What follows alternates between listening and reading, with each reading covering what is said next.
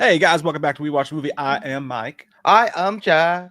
and together we are going to play finger cuffs. Yay! It's the favorite game of all Catholic priests. What? Naked Crazy! with our dads. What are you talking about? What? That's nuts. Who said that? Anyway, how are you guys? Emotionally. How you guys doing? How's your day? How's your Wednesday? Is it today Wednesday? Today's Tuesday, isn't it? Tuesday. Stupid me. We're not just going to be live tonight, my friends. We're going to be live on Friday night during Comic-Con, and hopefully we get some good news. We got some good news today. Oh, I didn't know Comic-Con was Friday. Okay. Yeah, and there's a Friday the 13th panel, and fingers crossed, maybe they'll give us some pogs. It's going to let me down. I mean, no, it's going to be positive. We're going to be positive about it, okay? Okay. Positive Patty. It's better than being a petty Patty. You don't want to be a petty Patty. Don't do it. Don't do it. Tom Petty, you will be. Oh yeah. Rest in peace, Ozzy Osbourne. I saw that today a couple hours ago. That's crazy, but he was 76. I think someone said it best. It's like it was sad, but not unexpected. I think is one. So he had Parkinson's. He's been battling that for a while. But I mean, dude, what a life! What a life! Yeah. I mean, you gotta imagine, dude, like going out, like living the life that he had. That's insane, like legendary. Yeah, and dude, to go out the way he went out. To have that big, huge concert with all of his friends and everybody there, to retire, and then just right afterwards, like that's crazy, man. I heard. Yeah, that's right. Yeah. Not to abruptly change the topic away from someone who deserves the topic. Even though I've never been a big Ozzy or Black Sabbath guy, you got to respect it. But you know what I read in a book the other day? You read? I did. Books, top to bottom, left to right, group words together, make sentences. It's fun. I had to use Braille. Blind. I think and it did it with my tongue. You must be deaf. You had to use Braille. You must be deaf. No, I just wanted to feel bumps on my mouth. Listen, Matthew McConaughey's dad, Sean Connery's birthday. It is.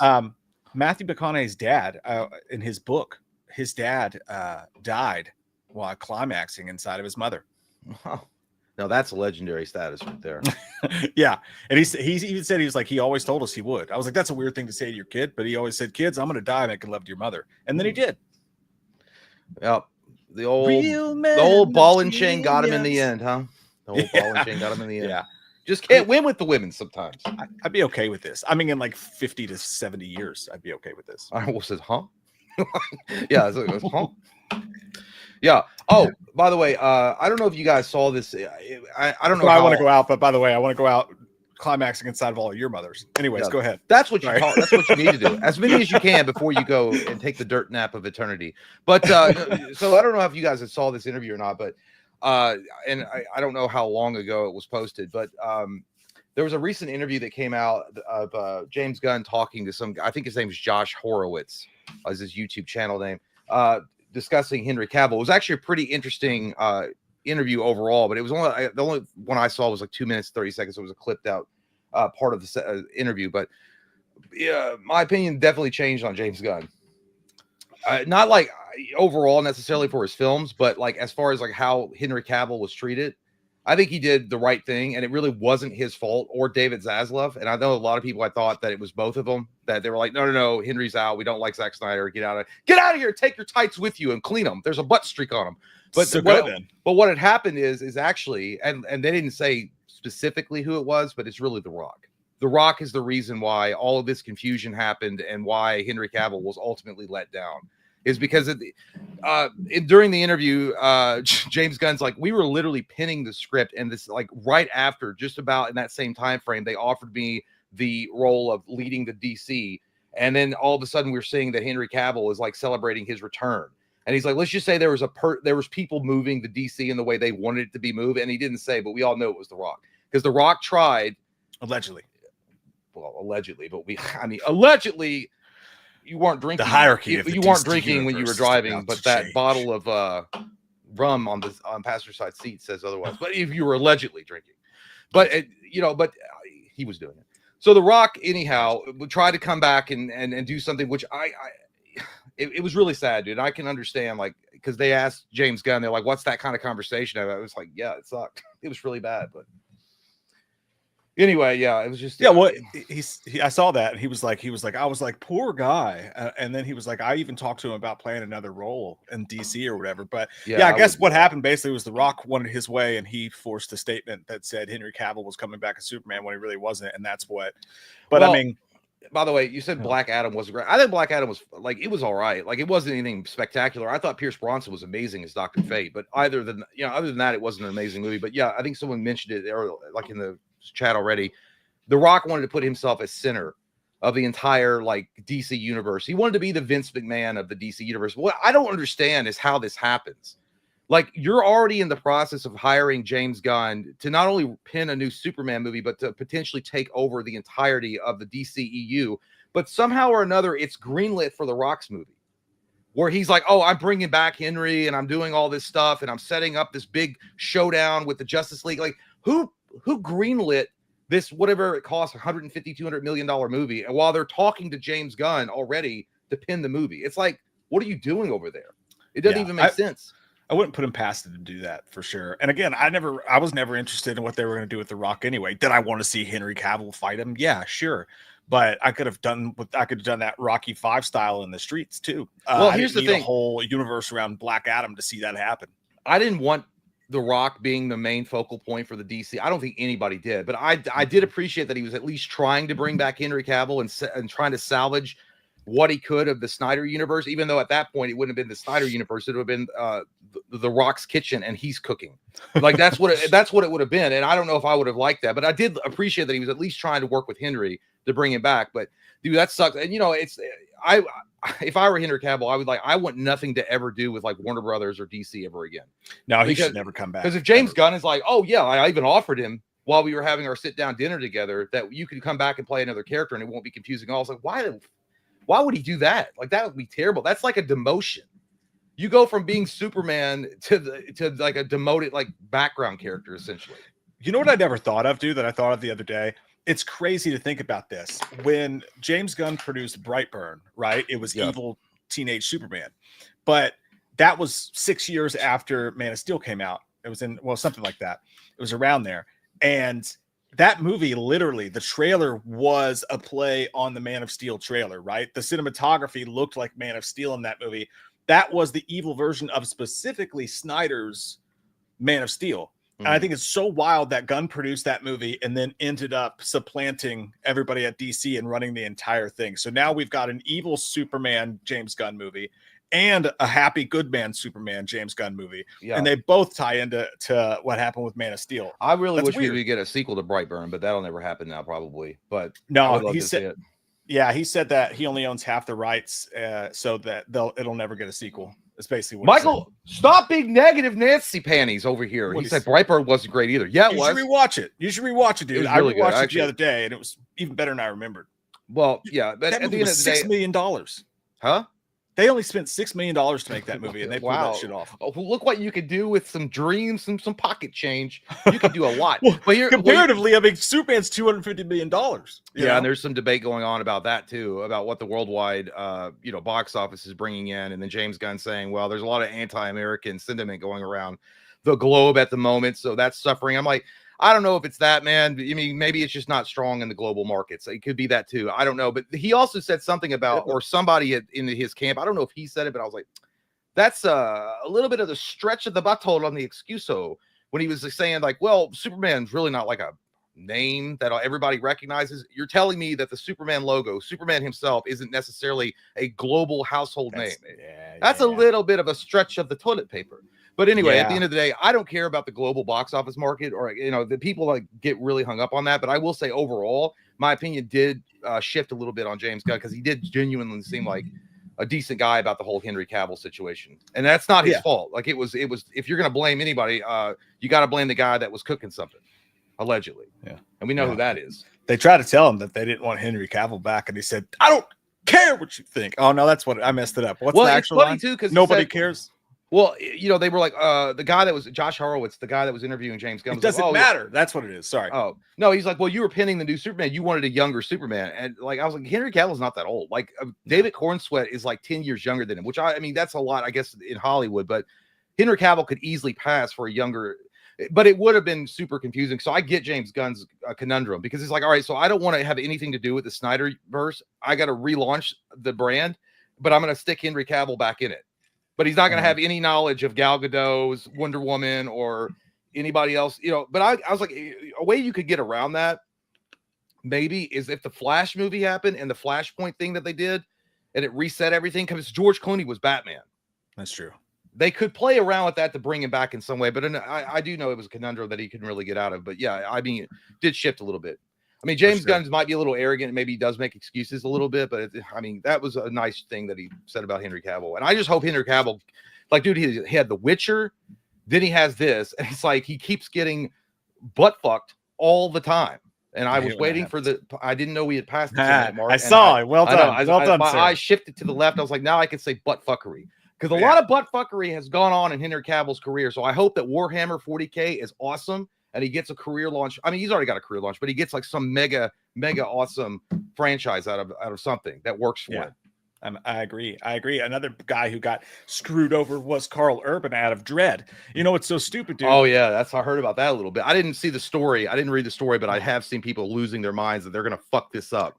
It's so stupid, dude. Instead of making Dredd 2 with Carl Urban, they're bringing in Taika Waititi from I saw that, to make his Judge Dredd, and they said, and I quote, something along the lines of, it's going to focus on modern issues, meaning they're going to make it all about politics. What the son of a bitch? Because because everybody was talking about the political movement and everything that was going on with the Carl Urban amazing masterpiece that was Dredd. They're like, yes, you know what made that movie great? Not the awesome action sequences or the set designs or the badassery of Carl Urban in a fucking helmet. No. It was because they addressed the modern problems. No, I didn't. Mama's not the law. I'm the law. That's all I need. Okay, just have the cool ass motorcycle. But yeah, dude, it's gonna be. I don't know. I don't know. It's like, why we can't have anything good in this world, dude. It's like the studios find out about it and they're like, how can we fucking ruin this and stick fucking goddamn pieces of glass in their candy? I know what we'll do. Put chewed gum in their butts. Yes. Hard. That would suck. Retarded. That would suck a lot. Hey, do you want to watch the Hellraiser video game trailer? Yes. Guys, who wants it? I'm going to give it. We're going to give it twice as hard as any other double team from a guy that you got once in the back of an Arby's parking lot could. We can't watch the Red Band trailer, which has boobies and sex in it and all sorts of gnarly stuff. However, you members out there probably know this already. Jay did a trailer reaction to it earlier today. Full-blown nudity and everything. And I'm talking about Jay. To the trailer reaction available. I sit there like Frank in Hellraiser 1, just sweat pouring down the crack of my ass and just watch this trailer. But the Red Band trailer is the way it's at, dude. But yeah, we can't get away with showing the even digital boobies on YouTube. They would immediately shut the stream down. So tons of thoughts on this, but let's just watch it together first, and we'll pause it as we go through. Watch this with us, guys. First off, the best part about this, the best news about all of this right here, is that there's a new Hellraiser game called Hellraiser Revival coming out, and the best part is that it's not going to be a multiplayer game. It's not going to be Dead by Daylight. It is going to be a survival mode story game. First person. That we've been begging for from horror franchises for years now. Oh my God, Greg, that's what I'm talking about, legend. He said he pre-ordered the $250 bundle. I didn't even know it was available for. I can't afford that unless it's in peso. But damn, dude, I didn't even know you could pre-order it right now. Let me show it. Let me show you the bundle, by the way. And by the bundle, I'm talking about my nuts sack. But give me 1 second. I gotta grab a drink really fast. Okay. Because I'm a. Greg, is that I'm not getting it. I can't, but is it on Amazon? Maybe, do they offer Affirm payments, monthly payments? Because if it's available on Affirm, maybe. I don't know. Does the $250 bundle come with bondage? It better for that price. It better have a leather suit. Nipple clamps. Yeah, nipple clamps, all sorts of good stuff. No, I wish it was online though. Eric says I shit it. Well, congratulations. We all do that from time to time. It is Jay. It's on you can get it on Affirm. Hi, D-Land. It better come with whips and chain. Yeah, dude. It better come with that full rubber suit that in American Horror Story, like that sex suit that he wears. I'm not gonna wear it, but I mean, I'll hang it up. Hi, action. You can do group payments. Like, oh yeah, but yeah. By the way, Greg, if you didn't like, I didn't know, like, everybody's talking about how much it is. It's cool that, like, that's awesome, dude. I wish I could, like, that's awesome that you got it though. I'm not trying to like shame you about it. That's awesome. Yeah, dude. It's fucking cool too. Like, you should see the setup that they got. Yeah. Charlie Corn says he pre-ordered Jay's favorite game, Madden. No, you did. Yeah, that is my favorite. Hell yeah. It never happened. At least that I can afford. All right, here we go, guys. Let's watch it together. And again, I'll be pausing it and whatnot throughout this as well. Here we go.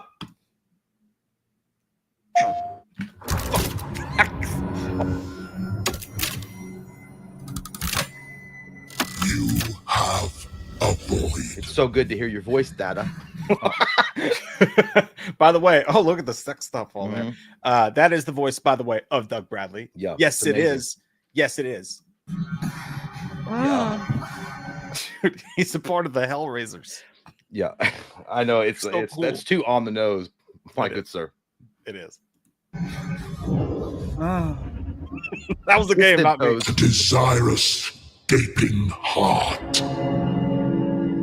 By the way, pause it really here. You know, like, the sex must be boring as fuck that she just picked up a Rubik's Cube of death. To rather play with that than your wiener. It's like, how bad were you in this moment? Yeah. Also, She's like, dude, why does the guy look like Jim Rome?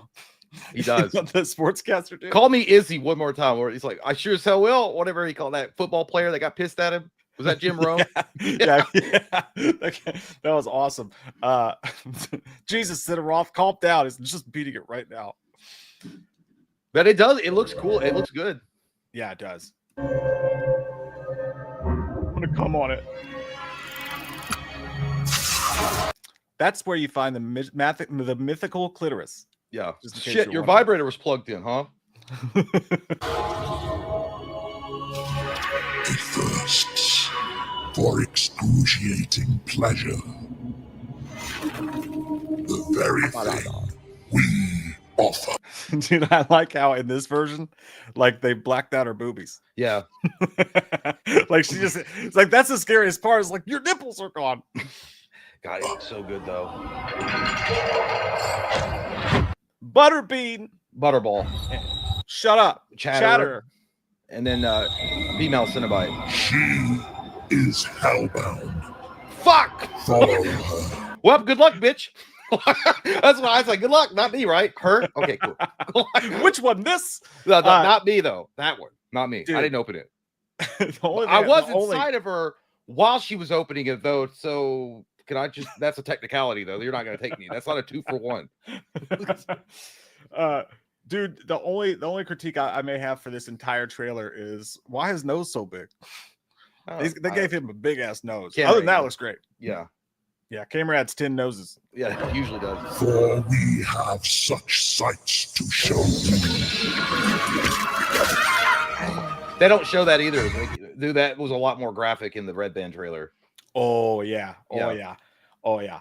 I don't, dude. Why do you think? Because they show this several points in the trailer. Why do you think that the character is constantly holding the lament configuration? Like, well, it's actually called the Genesis configuration, and this for some reason or another. The box is there might be, maybe I'm wrong, or it's just been a minute, but it kind of looks like a slightly different design. It's probably not. I'm just thinking way too much into it.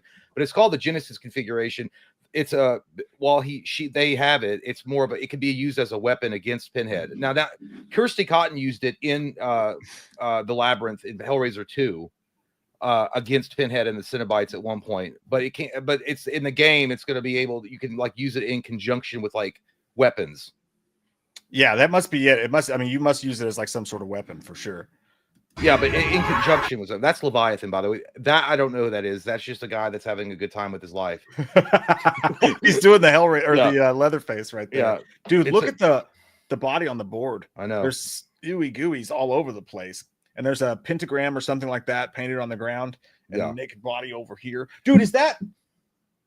Okay, for a second there, I thought that the naked body in the picture over to the right was the Hell Twins or whatever from Inferno. I thought it was one of them. It kind of the Wire Twins. Yeah, that would be dope. Is there going to be a Hellraiser 3 situation? Because, you know, Hellraiser 3, the club, all that. I don't know, but I just thought this was it. Like, it's probably some type of lust, or this is either the beginning of the game where like the Hellraisers, like the guy with the tattoo on his back is like hanging out. That's his club. That's where he goes to mix it up with his boys. Yeah. And then or this is like where, you know, after a long day of hell slaying, Pinhead and the gang go here and drink in hell for a while. That would be awesome. Like Red Dead Redemption, where you could just go play. Yeah, I think it could be just as, I don't know. I mean, it just looks like a regular club dance hall to me. Yeah, it does remind me of 3, but obviously we don't have the CD spitter guy or any of that stuff going on. But dude, how funny it would be if it's just a club that you can go to, like in Vice City, and they're playing like what's the song that they always played in Vice City? Oh my god. And I ran so Could be far one away. I can't remember the song, but yeah. I don't know. I think that's it. Dude, you're reaching into that dead body. Gay? Just reaching like, into that dude. You're reaching into that man's chesticle cavities, but that'd be wild. Chatterer acting like he owes his half of the rent. That's Frank right there. Yeah, dude. Yeah, I know. Like, I cannot believe that's so freaking cool. And there's a gallon of milk over there. You shouldn't leave that out because it'll get spoiled and add to the smell of the room. Hang on, there's a kid in here. Okay, thank you. Trying to watch BDSM and hard to watch kids in this house. What? Dude, it's gonna be gory. Yeah, dude. Oh, look at the chains coming out of the box. Oh, so maybe that's what you use it for. Well, they said in the brief description they give about the game, the box is used in conjunction with other weapons. Okay, yeah, no, that makes total sense. But God, that looks good, man. That's awesome. Yeah, it's so crazy, dude. That's the craziest thing about this, by the way, is that you're gonna actually see Chatterer like in action. By the way, I don't know what that thing is. Did you see his some arms? Creature, booger monster down there? Yeah, but like usually in the Hellraiser movies, you see Chatterer, and in most cases, it's just him in the corner going. Well, you know, he's got actually an interesting backstory because the actual Chatterer was a kid, like a 12 or 13-year-old boy that opened the box, and he became that. And it's another interesting little detail they put in here is that his eyes are like, I can't see if his eyes are open or closed, because in Hellraiser 1, his eyes were like sewn shut. And then in Hellraiser 2, his eyes are open. And it was some type, I think in the comic books or something, I think that they explained that his eyes were opened up as a reward for how well he had been doing. Because he's the second, like the books or the comics, I think, describe him as Pinhead's second-hand man, like second in charge. Yeah, dude. Also, you can see that he got the turkey neck surgery here on his neck. He had the old Mitch McConnell. Yeah, he looks like me in my dentist chair. He's like, oh, and she's trying to talk to you. You're like, I can't talk. Yeah, dude, it's just gonna be so cool to see because, like, honestly, like the practical effects they use throughout the Hellraiser movies on these guys is so amazing. Yeah, but it's limited as to what you can see them do. This video game's gonna open up a whole new world as far as seeing them kill and stuff. It's gonna be awesome. This dude right here. Oh, I'm trying to catch it. I don't think this. There it is, dude. That it looks like a penis with little tiny arms holding it and hugging it. Yeah, he kind of looks like a skinned Big Daddy from BioShock. Yeah, it's nasty, dude. Yeah. That looks like a penis though. I don't with see like it. The little part at the bottom that connects, like being ripped off. You don't see it? Your penis doesn't look like that? No. Well, if my penis looked like that, then I got to go to the doctor really quick because everyone else's penis doesn't look like that. Well, if it's an STD wiener, I might be in trouble.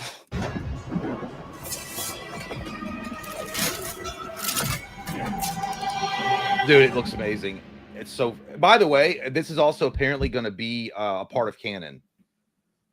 Because so that's even cooler that's being considered part of canon in the Hellraiser movies or in the history of Hellraiser.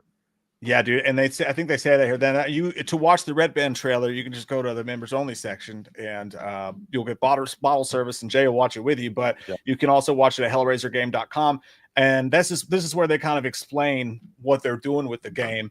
It says experience a new chapter in the legendary horror series like never before. Clive Barker's Hellraiser takes first-person action horror survival to the next level. Play the story of Aiden, like Ninja Gaiden.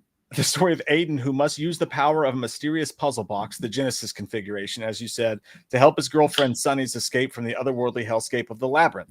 Wield the powers of the box to survive your bargain with the infamous Pinhead and do battle with the horrific cult devoted to the Cenobites, which they've done a cult devoted before in the movie. Yeah, that was in it was in Deader. It was one of the shitty ones. Yeah, it was Deader. That was the movie. Yeah. And then a new story in Hellraiser, like this is what you were just talking about. A new story in Hellraiser's canon unwittingly kickstart Pinhead's ritual to unleash greater pain and pleasure than ever before. And then again, harness the power of the box. I do that every night with my wife. Combine the unique abilities of the Genesis configuration with an arsenal of earthly weapons to conflict bone-breaking, flesh-shearing pain, or is it pleasure upon masochistic enemies and fight unholy enemies. So the thing about it being official canon is partly because I'm pop over here real quick. I know I'm going kind of all over the place. Stop me if you want to. But there was actually a note in here from Clive Barker about the movie where he said, working on the first true Hellraiser game has been a venture deep into the recesses of my darkest imaginings. He said that the dedication that Saber and Boss Team Games have shown is nothing short of remarkable. That's awesome. That's awesome to hear. You couldn't get a better blessing going forward with that. And that's what I was saying. I said this in the Patreon Red Band trailer reaction that I did earlier today. What's really cool about them doing these kind of games where they're focusing on story and they're building an awesome environment around. They can bring back the older actors that we've seen that were a pivotal part of these movies, obviously Doug Bradley and with Peter Weller in RoboCop Rogue City, where they might have aged out of the role, but now we can see them come back and do these movies or these roles once again without having to do a full $100 million movie or something, and they might not look great with all the makeup and shit. So that's awesome. I love that they're doing this stuff, and if this game takes off, which I think it will, based on that trailer alone, it looks fucking amazing. Yeah, I hope, and if the story is on point, because obviously Clive Barker's giving his blessing, so it's probably great. I hope to see more of this kind of shit, dude. I want to see like a Halloween, a Scream, a Texas Chainsaw Massacre, where it's story driven. Maybe adding a couple other things, or where maybe there's like choices that matter, and that the game changes based on those choices. Choices would be cool. Like we talked about that with the Scream thing. But yeah, dude, it looks sick. Yeah, man. And I'm telling you, the internet's going crazy with this right now. The excitement around this. I've tweeted earlier. I was like, whoever is in control of the next Halloween game, I really hope they're paying attention, man, because the entire internet is screaming in joy right now that this is not another multiplayer game. They forewent all the extra accoutrement and crap that they throw into those games, and they're going to give us a story, and it looks like it's going to be really well done, and I really hope they do that as well. Clive Barker continued. He said they immerse themselves in the Hellraiser universe, capturing its essence, the seductive pool of suffering, the beauty within the grotesque, and forge a narrative that invites players to step beyond the threshold. I'm eager for both the curious and the damned to experience this new chapter in Hellraiser mythos, where every moment balances on the brink of nightmare and revelation. And it goes on to say that players take the role of Aiden, who must unlock the mysterious puzzle box. And is that the $250 fucking thing right there? That's not the entire thing. This is the entire. Oh my god! Let me zoom it in for you. Enhance. Enhance. Oh, Enhance. My dick just got hard. No problems. Enhance. Don't get alerted. Oh my lords! This is all the stuff you get. So you get the Pillar of Souls from Hellraiser 3. That is the coolest part of the whole thing. Yeah, and then the box itself, yeah, that's fucking sick, dude. Holy shit! You also get some a fine art print, a 27 by 40 poster, a digital soundtrack, which I don't give a shit about. A trading card pack, yay! What? I don't care about that either. That's pretty cool. Can I have the trading card pack then if you don't want it? Because I'll take it. Yes. But dude, I'm not. If it's, I swear to God, dude, I swear to Cristo, I will talk to my wife and say, for my early birthday next year, we have this. It's not going to be. I don't know when it's going to come out though, so it might. But I'll buy it on a firm. Give me some payments a month. That is one of the bummers about it, is that the game's not out yet. But like, we have no idea when the release date's going to be. But dude, you can see from that trailer, there's been a ton of work already put into this. This is not as they would. Like, this is the real thing, you know. I wonder what because it said that Clive Barker was involved. Was he involved in the story itself? Did he write the story? Like, that's like, it didn't really say whether or not he was involved in writing the story. I don't know. Maybe being producer and him just giving his final approval is what he was a part of. I don't know. I don't know. I don't think he wrote the story, because it would have said an original story by Clive Barker. If he was the lead writer on it, it would definitely had made sure that people knew that. Yeah, you're probably right. And there's a lot of Hellraiser stuff that he's had his fingers in and around over the years for sure. But yeah, dude, it looks so good. There's a couple extra shots here that aren't in the game, or that aren't in the trailer, at least that I noticed. There's all these mysterious butt crack homeless people running around with the cops. So you're going to be able to have a gun right there, which is cool at some point in the game. That just looked like a bunch of people that had a party and are hungover trying to find their way to work. Yeah. And we go back to the sex dungeon bar right here. That's freaking cool because you see everybody wearing their weird BDSM. I feel like I feel like that's in hell or in the labyrinth because it could not, but it's also you see the chains hanging from the ceiling. Yeah. And then they're all wearing maybe that's where the cult hangs out. Yeah, they're all wearing like sex masks. Like, remember when Pinhead came in and he didn't like pay us top? Yeah, that guy's a bitch. That's probably what they're talking about. Is you guys want to go up to the quad and play laser tag? Yes. And then this dude, what in the Purge is going on here? This looks like a shot from the Purge video game, but yeah, that looks like the Silent Hill chicks kind of, but I know it's not. But yeah, I don't know what they are. Genitals have been mutilated right there. That's gross. Well, you can't be packing a huge dong in the labyrinth. People get jealous. They immediately cut that off. He found Captain Wink. Like, damn, no wonder you mad. And then this badass motherfucker standing right there in his own fortress of solitude and suffering. Dude, it's gonna be so good. It's gonna be so good. It's gonna be so good. Well, yeah, just based on the trailer alone, it's a 10. But I mean, we need to wait. I want to see. I mean, we got to see some gameplay. We want to see a little bit more. I don't know when they're going to showcase more of this because this is. I mean, it seems like it's pretty far along in development. But that kind of surgery could be done over the weekend. No, you're right, dude. We'll get back to that, man. Sorry, I'm clicking all over the place. But yeah, your all's thoughts. I mean, dude, I think it's gonna rock shit. We both clearly do. They're so smart to do this, dude. And the fact, dude, just the fact that there's nudity in the trailer tells you that they are literally going for the gold. Like they are not holding back anything in this game. It is really going to be nasty. I feel like it could be the most adult video game in the history of the world. I mean, I would say Grand Theft Auto's probably got a beat there, but I mean, it's but sexual. Also, I mean, look at guys, RoboCop Rogue City. I swear to God, they probably looked at that and they're like, those guys did that. They're a AA studio. They didn't have the backing of like a huge giant like EA or Ubisoft or whatever bankrolling them. They just had passion for the movie series franchise. They brought Peter Weller back, which is probably the most expensive part of the game. Then they made a badass game. Yeah, it comes with Baby Wolf for sure. And and so I'm just excited. I'm glad that these studios are taking chances. And I've heard of Saber, which is the studio involved. I just don't remember what they were. I think they did the Evil Dead game. They were involved in the Evil Dead game along with Boss Team Games, I believe, which some people, when it was announced, were like, oh, here we go. It's another Evil Dead, ASYM, or whatever those games are called. Simulation, imagination. Asymmetrical. Yeah. Approximations.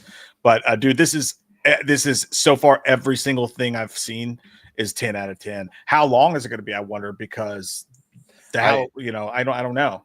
That's a question too. If it's I would say if it's a standard, I would go 20 hours. 15 to 20 hours. It probably wouldn't be considered a super long game, especially if it's like if it's super story focused. By the way, that guy must love that chick, dude. He's like, I'm gonna tempt Satan himself and go get them titties. I'd be like, nah, you know what? You fucked up. I was having sex with you. You opened up a box of doom.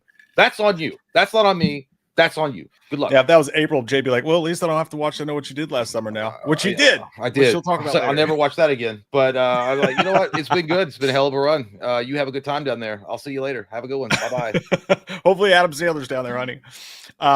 Yeah, dude. I just couldn't be happier. I'm a pig in shit right now with it. Let's see what you guys are saying about it. Let me go to the topic. First off, by the way, what the fuck? Hey, Lee. Thank you, man. Thank you, Lee. You're a good man, dude.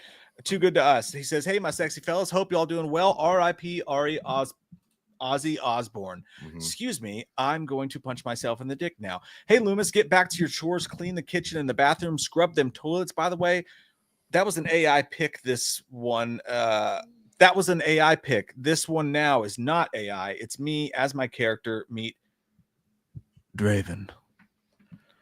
You know, Lee, I would get back to the kitchen and do my chores, but I'm so distracted by the dirt on your knees. Have you been sucking dick for gas money again? Don't you dare come here and talk to me about that, you goddamn monster truck driving bitch. Look at you on your knees. Hey, I got a few extra bucks. Crawling to the camera, trying to suck it off. Disgusting. Dude, he looks like he robbed someone. Like it's so far away I could barely make anything out, but you look like you robbed someone and tried to escape on a child's slip and slide. Like I can't tell what's going on. But there, yes, by the way, you. also R.I.P. Ozzy Osbourne. We did discuss that. Yeah, dude. Thanks so fucking much, Lee, dude. You're the man. Appreciate you, man. Love you, dude. Thank you, man. We have excuse me, I forgot. Diana here has been a member for 12 months. Hey, thank you, Diana. Really appreciate you. You have a good week, Diana. Hope you have a good week. Tim McChickens says Loomis and Chalice sing Crazy Train. Ready? I don't know it. You know, da na na na na na. No, I know it, but I don't know the lyrics. I know the song. I just don't know the lyrics. Sometimes I listen to stuff and I'm like, that sounds like I'm like an old man. That sounds like a good beat, and I just tap my foot, but I'm not really listening to it. Just do that. But I'm on a crazy train. Ready? People. I don't know. I don't know it. I just sang it for you. Okay, well then you sing it. You do it. Joe. I'm on a crazy train. No, no, no, no. You sound like drunk McNulty. That's basically Chalice, right? Yeah. Nighttime says, Mike J, have you ever caught someone master baiting? I have seen some very good baiters. Someone never caught anybody. I never caught anybody doing it, but I know that when we were kids, well, 12, 13, somebody would like, we would. Jay, don't tell, dude. I'm right here. We were on a combo. No, we were on a combo and be like, yeah, what's up, guys? I just got done smacking my ham salad or some shit. Like I'm slapping my dick. I'm like, what are you talking about? So yeah, I just got done slapping my dick or jacking off. And I'm like, I don't. Who said that? I can't say who said it, but we were on a three-way call. It was me, you, and somebody that we know. And then they were like, yeah, I just got done jacking off. I was like, I don't fucking care.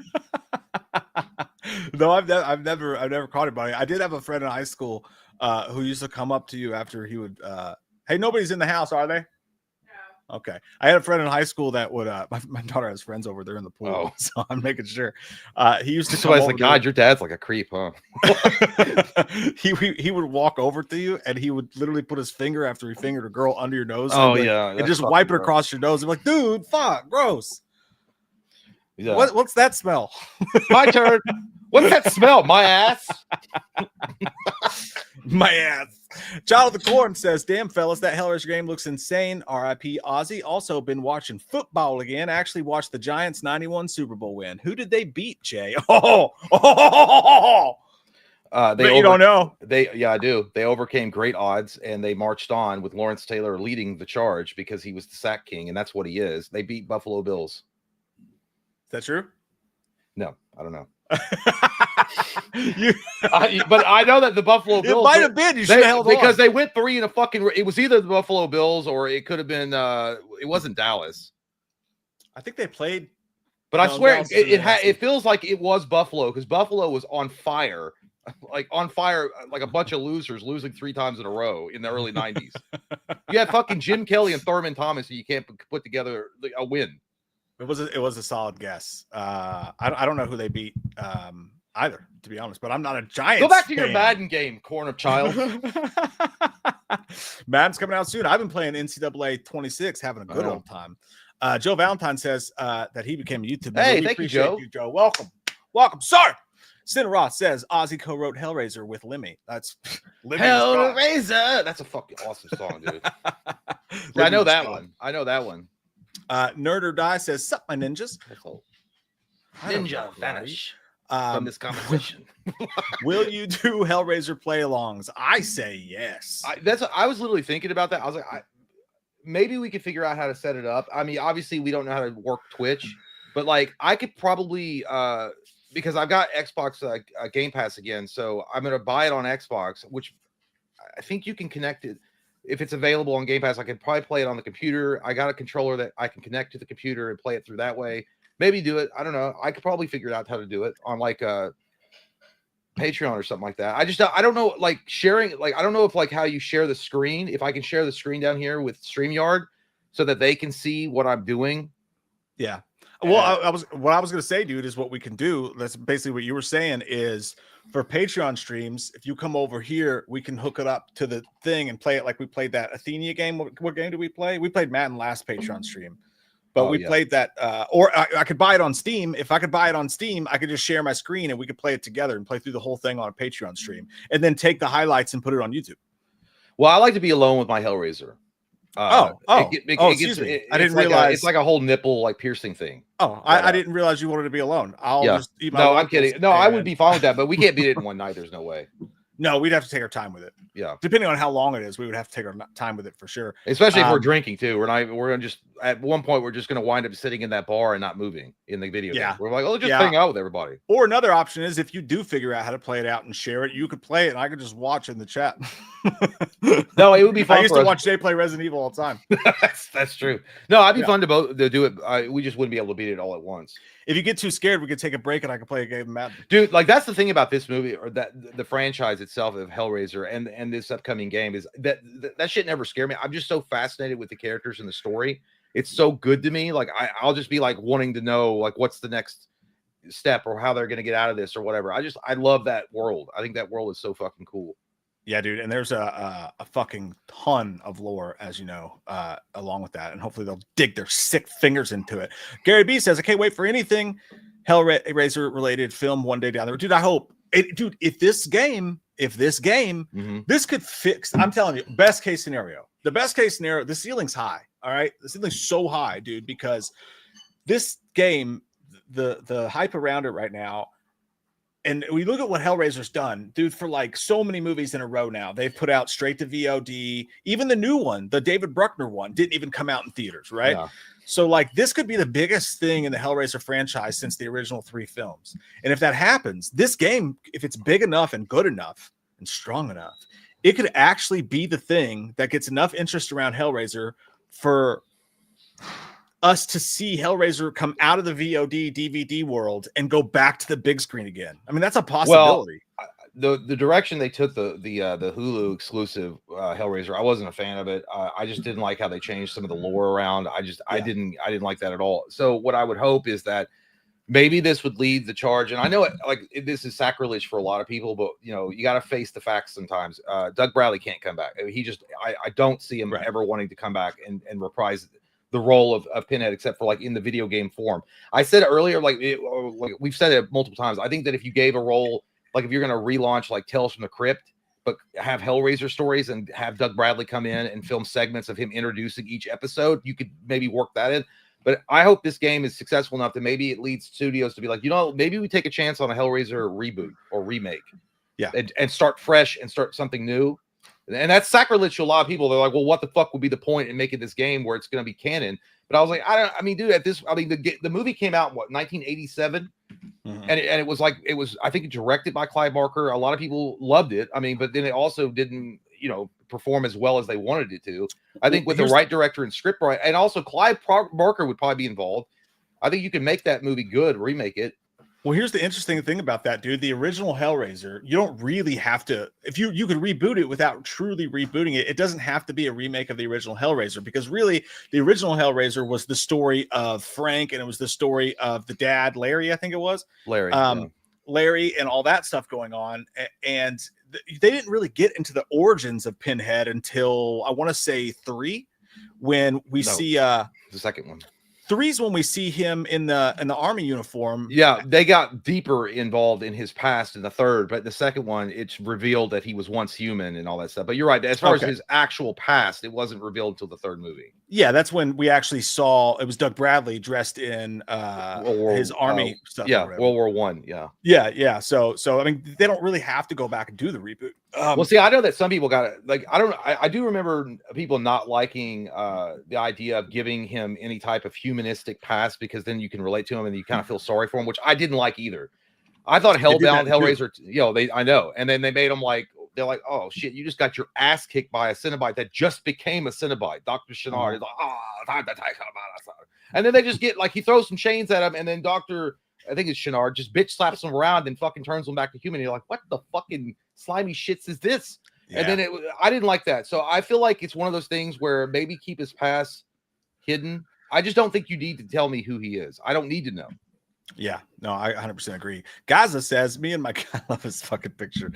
Me and my girl laughed out loud at Julie saying, "What are you waiting for?" We just thought of the scary movie. Also, Jay, what's your take on the new I Know What You Did Last Summer? Let's give Jay the opportunity now to give his review of I Know What You Did Last Summer because he just watched it minutes ago. I will say, watch the back of your eyelids. Fuck off. And that's you loved it. I fucking hated it, dude. Holy I knew shit. you would. What a dog shit fucking movie, dude. Like, what a fucking dog shit movie. I was watching this and getting more and more pissed off. Like, who the fuck decided that Teddy, the Timu Channing Tatum, was going to be a good fit for this? I mean, there's so many, like the editing. There's one scene where he's in the fucking sauna and he sees "You're next" written upon the fucking sliding glass door. And then it cuts to Ray and Stevie talking in the garage about bullshit, and then he's back at his fucking house looking at statues of fishermen, looking at his wiener, drinking beer. I was like, what the fuck happened? Did he not go and say, hey, you know what? I was like in the sauna. I wasn't doing anything gay or anything like that, even though there was a dude in there. I was looking at it. But there was like, you're next. Like, dude, there were so many. I can't go into, I don't want to spoil it for people, but holy shit.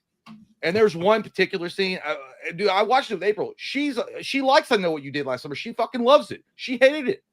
Yeah. She even liked the sequel. And she hated this one. Here's the thing about this movie, dude. Like, I can understand it appeals to that people that actually did like it. But as a movie, fuck it. I was offended. When I was watching it. I was like, this is horseshit. I was like, I would rather have watched I'll Always Know What You Did Last Summer 3 times in a row than watch this. Just don't make it. Or remake it. Just remake the fucking movie. I will not argue with a single point that you just said because I totally understand where you're coming from, honestly, but I still loved it because it was campy. It was campy and fun, and they didn't give a fuck, and I had a good time. That's I had a great time watching it. I mean, people that liked it. I mean, that's cool. I mean, you can like what you want, but I mean, here's the thing too: is why the fuck would you go 1-to-1? Why did you go 1-to-1 with the fucking new cast? They were exactly. It was Sarah Michelle Gellar in a different face. It was Ryan Phillippe again. It was Freddie Prinze Jr. They only added one extra friend. So there was 5 of them now, and there's like, oh, now you've done something different. You added a different chick. I'm listening. I'm grabbing a drink. I'm not trying to shit on any Ice Parade or anything that liked it, but at the end of the day, like, holy fucking noodles of shit. I was literally like, why? I was like, no, I'm going to watch. It's going to get better. It's going to get better. I know it will because it has to. And then it was like, no. You put your faith in the wrong God. It will not get better. And I was like, oh, I did. And it didn't. And I didn't like it. I didn't like it at all. And that's all I've got to say about that. What's your rating? Oh, 3.0. And I only give it a 3.0 because I was honestly interested enough to keep wanting to know how much more they're going to continuously fuck people in the ass with watching this movie. I was like, how much more are you going to keep going? Because you've already oh God, if I could say one of the reasons why, it was such sloppy writing, dude. There's one specific moment at the end. I'm like, that's so fucking sloppy. That's so fucking sloppy. I think I know what you're talking about because it was. Yeah. And I'm like, oh my God. I was like, it was like that meme, dude. It's like, come on, dog. Come on, man. Because it was like, you saw that shit coming from a million miles away. And I was like, there's no way they'll do that. There's no fucking way. And then they did it. I was like, oh, they did it. You got to give it credit for being surprising. It was surprising. I can't, because I was like, there's no way. I said the same thing. I was like, there's no way. And then like, he got the Velcros. Yeah, and then the after credit scene, I was like, nah, I'm good. I'm good. I don't want to see that. No, I'm good. Dude, is the one movie that, honest to God, like I will say that it's like the one movie out there I won't argue with anybody about. As much as I liked it a lot, I mean, I still gave it like a 6.5, but like I enjoyed it and had a blast with it. But there, as a standalone movie, there is so much that you could rightfully complain about if you're looking for a serious movie that you can't argue. So you just have to be like, either you like it or you hate it, but like you get why people like it or hate it. I feel, dude, I gotta say something too. By the way, Ava, what a slut! Holy shit! I'm not saying I didn't enjoy the airport scene. I did. I enjoyed the airport scene, but yeah, and it was a little awkward because my wife was there. I was like, that's ooey. It's gross. But I like it. But then I was like, God damn, you just met like that character that she met, the podcaster girl, pointless. pointless. It was like you Yeah. just threw her in there to make sure you got some good scenes with her at the airport. Yeah, and they did that. And I also got to complain about. I didn't think the death sequences were. There was one death sequence that I was like, that's pretty good. That's not bad. I'll give you a pass on that. I mean, it's all right. That's how I felt. And then after that, I was like, nah. Everything else was standard bullshit by the book. Not impressive. Not inventive. Seen it a million times. Every kill almost was better than any kill from I Know What You Did Last Summer. But I Know What You Did Last Summer was not known for its kills. You know what I mean? Yeah. Like that was lackluster in kills all across the board. I Except will for say, Sarah Michelle Gellar. But I Know What You Did Last Summer, at least in the original movie in 1997, the cast they were actually good actors for the most part. Yeah. Like that dude that played Teddy was awful, dude. What the fuck? Every time he talked, I felt like goddamn gouging my eardrums with hot polkas. Every time he talked, because he tried to be so hard and shit while he was talking too. He was like, they called me Cuban bitch. And I was like, why are you talking like that, you piece of tooth? Like he was like, no, he sounded like this. He goes, I'm gonna get mine before I get got. I'm gonna get mine. Get off my boat. Get off my boat. Oh my god, dude, shut the fuck up, dude. You live in Southport. Did you find solace in the fact that Freddie Prinze Jr. has not gotten an ounce better at acting in all these years? Well, he was trying his best to cry at one point. And I was like, I don't know if he was crying for like he has to be in this movie or what, but yeah, I mean, I saw a couple tears or maybe welling in his eyes. Dude, when his first line of the movie, and it's in the trailer, so I can say it. When he was in the back of the town hall, and he was like, "This has happened before." I was like, dear. And they pants him, but he was making that same dumb, confused face. Well, He was like, I know it's not fair to compare them, but it's like they were so flat. Everybody was so flat in their story and any type of like growth as a character in the movie. Even Jennifer Love Hewitt had like it just felt like there was something like I was like, how much like why did you put what's that? But why? What do you do? Like it felt like it was unanswered questions. Like at least with Sydney, what I'm saying about Sydney in Scream, you could see the development and the character growth and where she is and why she is where she is at the end of where Scream is now. But with her, with Jennifer Love Hewitt, everything just felt so fucking weirdly like, let me push this fucking peg in. And it's like, you can't fit it. It just doesn't fit. Hack Production says, I rejoined Patreon after I had some life issues. Hey, man, we all have them. But did you see what movie I requested for you two lovely gents? It's going to be kind of sexy to see you give your review. Dear God, I believe I did see it. And I believe it was a Stab 2 YouTube film. Because we did the first Stab film for you. If you're the person I'm thinking of, Hack, and I think that you are. We'll see what happens. We'll see what happens. You remember the first one? I completely deleted it from my mind. Stab? Yeah. No. I don't. But appreciate you joining back, man. Thank you, man. I appreciate you, dude. Thank you. Gaza says that Milo guy was a complete beta. I can't believe he didn't choke her and punish her like she asked. Definitely lost his man. That was weird, dude. I mean, I thought something had happened. What I couldn't really hear at first, and I was like, no, she probably called out that chick's name or like a guy that she fucked before, and that's why he got mad. He's like, I need some time. I'm like, and then he's like, then he goes in the car and he's like, just choke her. That's what she likes. It's erotic. Just go in there and do it. I'm like, that's what hung you up? Like, I will fucking Andre the Giant choke slam you, girl. I mean, that's fine. Let's do it. Let's have some naughty times.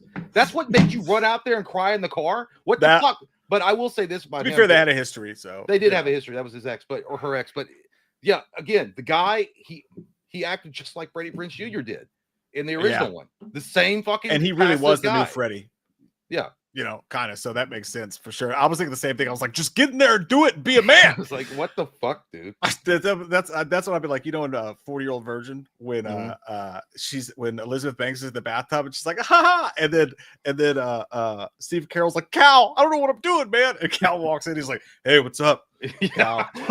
He's like, you didn't do it, did you? No, I do it. That's Milo. No, I do it.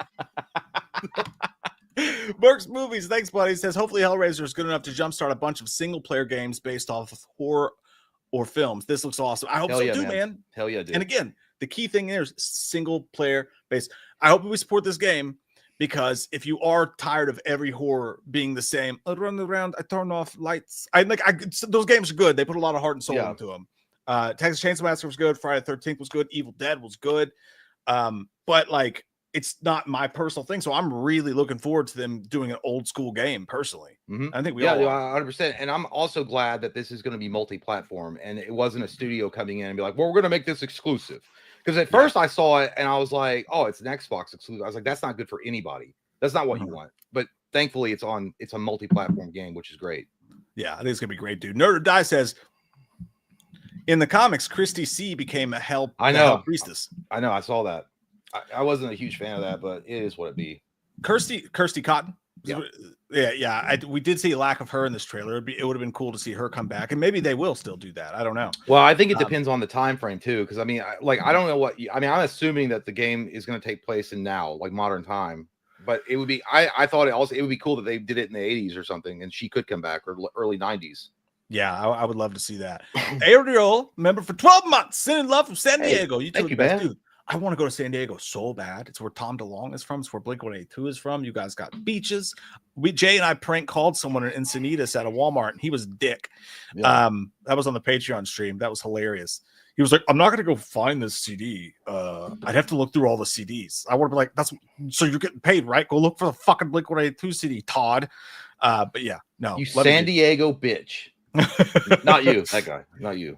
Jake, the Iceman cometh, says, Jay, have you heard of the game Expedition? Expedition 33 is what he's saying. Yeah. Should be game of the year. I'd like to buy it for you over PlayStation if I get your PSN now. Hey man, that's really sweet of you. I really appreciate it. I've heard of the game, but you don't have to buy it. No, you don't have to do that. I think it's available. I'm not 100%, but it might be available on Game Pass. I'll have to look into that. I've heard of it though. It looks awesome. I haven't got a chance to play it. I just finished up RoboCop Unfinished Business is what I was mainly focusing on. Then I'm probably going to go back and play Terminator Resistance. And then there's some other games coming out like Terminator Dark Fate. Dude, you got to look at that. Oh my God. Like there's a collector's edition. No, there's a collector's edition that you can buy on Amazon. I think it's pretty pricey. It's $120, but oh my God. Right. It's very good. But it's very good. But I got some, but it's really sweet of you to offer, man. But it's all good. I'll play it eventually. I know it's like it's a Japanese RPG, like old school style, and I do want to play it, but I've heard of it, and I know a lot of people love it. So Charlie Thompson says, really seemed like the Bravians were pure evil, antichrist, genocidal, kid targeting Nazis, and the world would be better off without them. Great villains. What? The Sudoku? I don't. The Baravians? Barovians. Are you talking about in Superman? Right? Is that what you mentioned? I think they were called. Aren't they the Barovia is the country that was invading the other country that Superman stopped them from invading in the James Gunn movie? Maybe. I think it was Barovia. It could be it. Charlie, I'm so sorry. We're stupid. We don't pay attention to movies when we watch them. Well, yeah. If they're all those things, they should be stopped. On that we agree, sir. I agree with you. They should Jacob, buddy, we missed the Fiend as well. Deshaun Shaney, member 4 months, says, I don't know how people like that. I know what you did last summer franchise. They're not good at all. The only good thing that keeps alive is Scary Movie. We had a boot, whereas the foot. Yeah, dude, I agree. But there are people that like it, and my wife's one of them. But it's one of those movies I think that people just like. It's a popcorn movie. It's not really that deep. It's not Scream. It's just a fun slasher film that people like. That is what it is. I never really liked I Know What You Did Last Summer. I definitely didn't give a shit about any of the sequels. And this new one was a holy shit. That turd should have been flushed a long time ago. How dare they leave it floating? I'll say this, dude. As a huge fan of the franchise, like the first two movies and this new one, for me, I don't expect them to be good.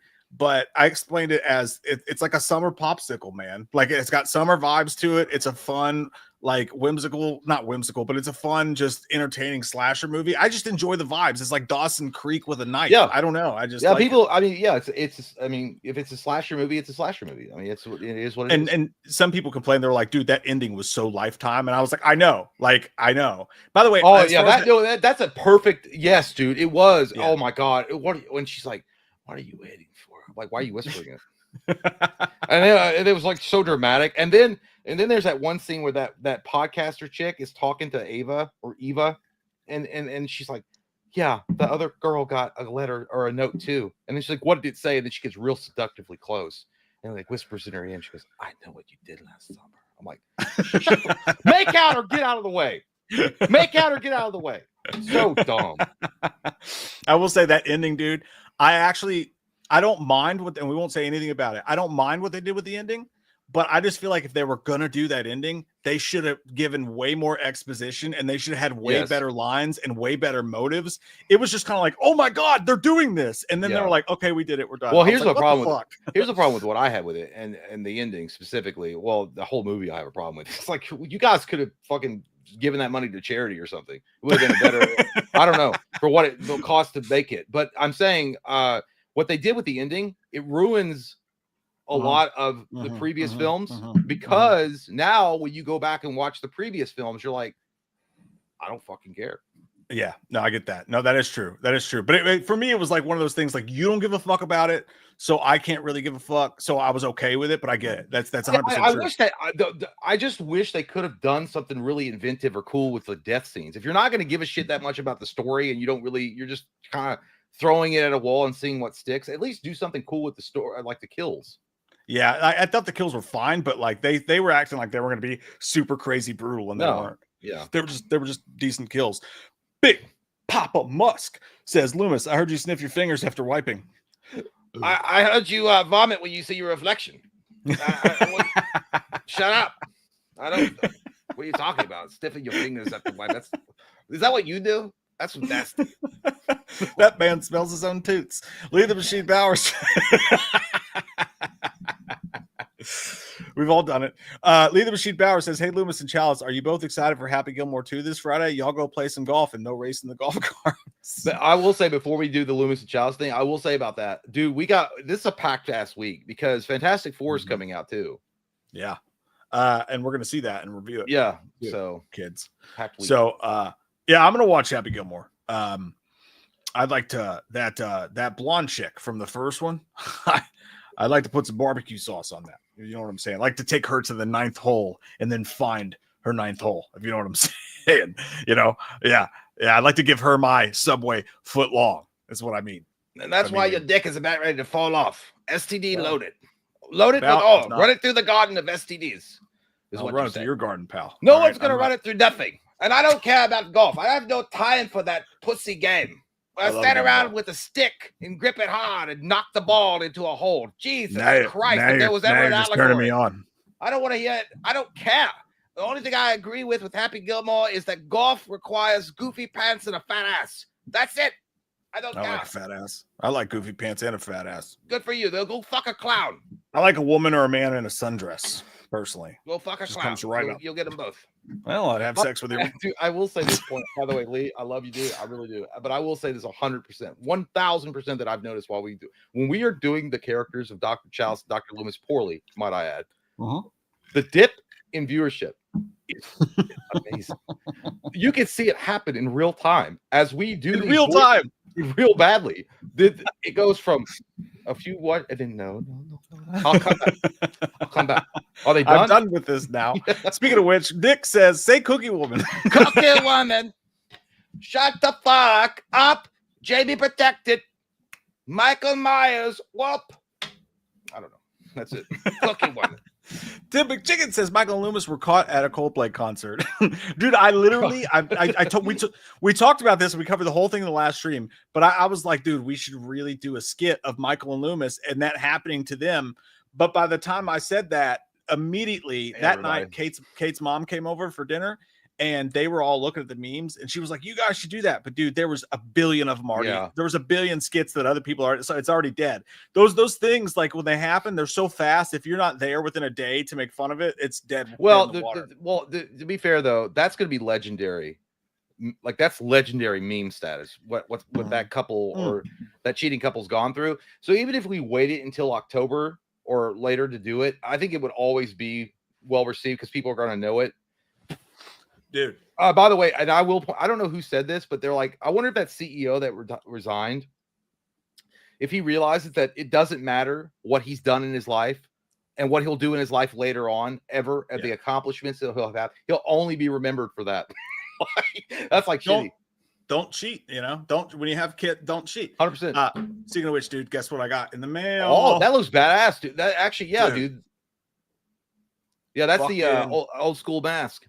It's the one. And this dude, so I explained this. I put this on Instagram earlier, but when we used to do a lot of Meyer skits, our most famous ones, the ones that had like the million views, all had this mask, and we lost it years and like 10 years ago. We lost this. I thought that was the one that was taken back from us, that we borrowed, and then he was like, "I want that back."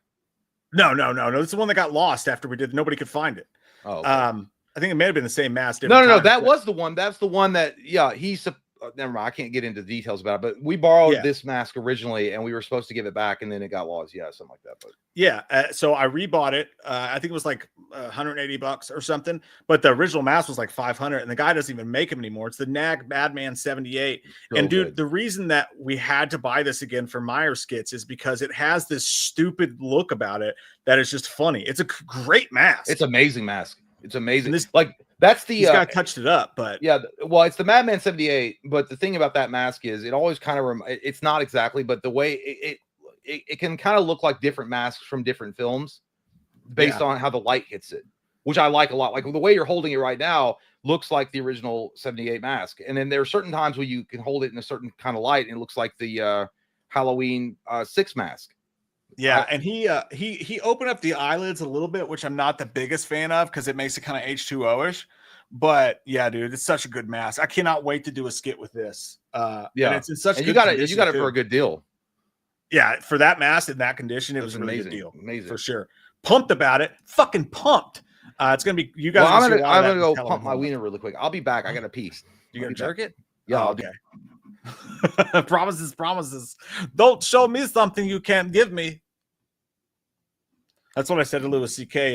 in the green room one time. What the fuck? Jack Plays 95 says, hope you've both been well. Seeing Fantastic Four Thursday. Hope it's good. Same, dude. And we are going to get into the reviews of Fantastic Four here in a little bit as well, because the reviews are out. And no idea what they're going to say, so it's going to be a surprise to both of us. But we are going to see that. We are going to review it. Looking forward to that. I hope you've been well too, Jack. You're fucking awesome, dude. Jacob Burns became a YouTube member. Welcome, sir, to the fuckery. It's going to get fucking weird in there. Jay Tinsel says, I know what you did last summer was dog water. That last 20 minutes was a feminist wet dream. And remember, all this could have been avoided if men went to therapy. I'd rather smash stepmom to 11-4. I knew it was coming. Shit. I missed it. Maybe if Jay was here, you could have caught it, but you caught me unawares. I knew the stepmom fucking thing was coming with you, you sick, perverted son of a bitch. However, to be fair, I know there was a comment in the movie about this could have been avoided if men just went to therapy. However, given the circumstance of today's world and that this was a Gen Z driven movie, I thought the Gen Z stuff in it was not that bad. I completely expected everybody to walk around the entire movie talking about how everything in the old movie was problematic and whatnot. That one little line about men should go to therapy did not bother me in the wide scope of things. Cause I mean, it fit, it fit. Yeah. I'll have to wait because my wife is currently occupying the toilet. I thought that was quick. Yeah, I knock on the door. On the door. I was like, "Hey, honey, are you?" And she's like, "Yeah, I'll be out." And I'm like, "All right, well, you're pooping, so I'll leave you." We only have one bathroom. God. I'm assuming she is. I don't know, so I can't. I have to wait. Fucking sucks. I guess I've said it before, and I'll say it again. Man, I love being a turtle. Dude, I mean, what I meant to say was, I'm glad April doesn't watch the live streams anymore. No, she doesn't. No, she got tired of that. Like, I'm only waiting for her to be like, I'm tired of you. Here's the divorce paper. But anyway, my point being is, by the way, I will say what happened earlier today. I'm just bringing it up because we're talking about toilet humor. Is that I went to the toilet earlier to take a little dookie break, and we have a new vent in our bathroom that's a lot quieter, but it sucks up more. But it's a lot quieter. And I sit down on the toilet and I was preparing, and it sounded like a fucking goddamn you're writing your business plan heavy machine gun. No, it was a heavy machine gun. It was announcing a turd, but it was really loud. Echoed through the toilet bowl. Yeah, those are the worst. April was washing dishes, and I heard her go. She laughed. And like those moments where you get really embarrassed and you don't know what to do. So I was like, I start laughing, and then I walked. Mind you, guys, this man does not fart in front of his wife after like 5 years of marriage. By the way, I know it's a crude, like some people are like, I don't want to hear about that. Like, I'll just tell you though, like it was one of those moments that was very embarrassing for me. So I continued on. Getting rid of the little demons. And when I was done and I flushed and I walked out, and then she was like done with the dishes, and she was like, "Hey, baby." I was like, "Hey," and then she was just like staring at me, and she's kind of like I was gonna admit to it. It's like, anyway, so I guess I'm gonna go on in like 10 minutes or 15 or whatever it was, and she's like, "Yeah," but she didn't say anything, but I could tell that she knew. I mean, because I can't I could cough that away, but because it sounded like literally like fucking Vietnam in that toilet bowl when I did it. Dude, that's so funny because Katie and I have an Alexa in our bathroom, and our Yeah. bathroom's in our bedroom, right? So when we sleep, we're like, Alexa, good night, and it plays rain sounds, right? It plays really loud rain sounds, and now it's very nice. It's very comforting to go to sleep to. But if I go in there to poop, and I know she's in bed or whatever, or like working from her computer, Yeah. I'll be like, Alexa, good night, and then it turns on the rain noises, right, so that she can't hear me poop. But the other day I went in there and it was a dark one, and it was a machine gun Kelly that I had going on, and Yeah. I came out and she goes, let's just say that there's some things Alexa can't hide, and I was like, God damn it, Dude. Yeah. I mean, what I was doing in that fucking bathroom earlier sounded like a goddamn Al Capone with a street sweeper in the 30s. Like he was fucking going to town, and like I know that I couldn't hide it. Like I mean, the fucking vent.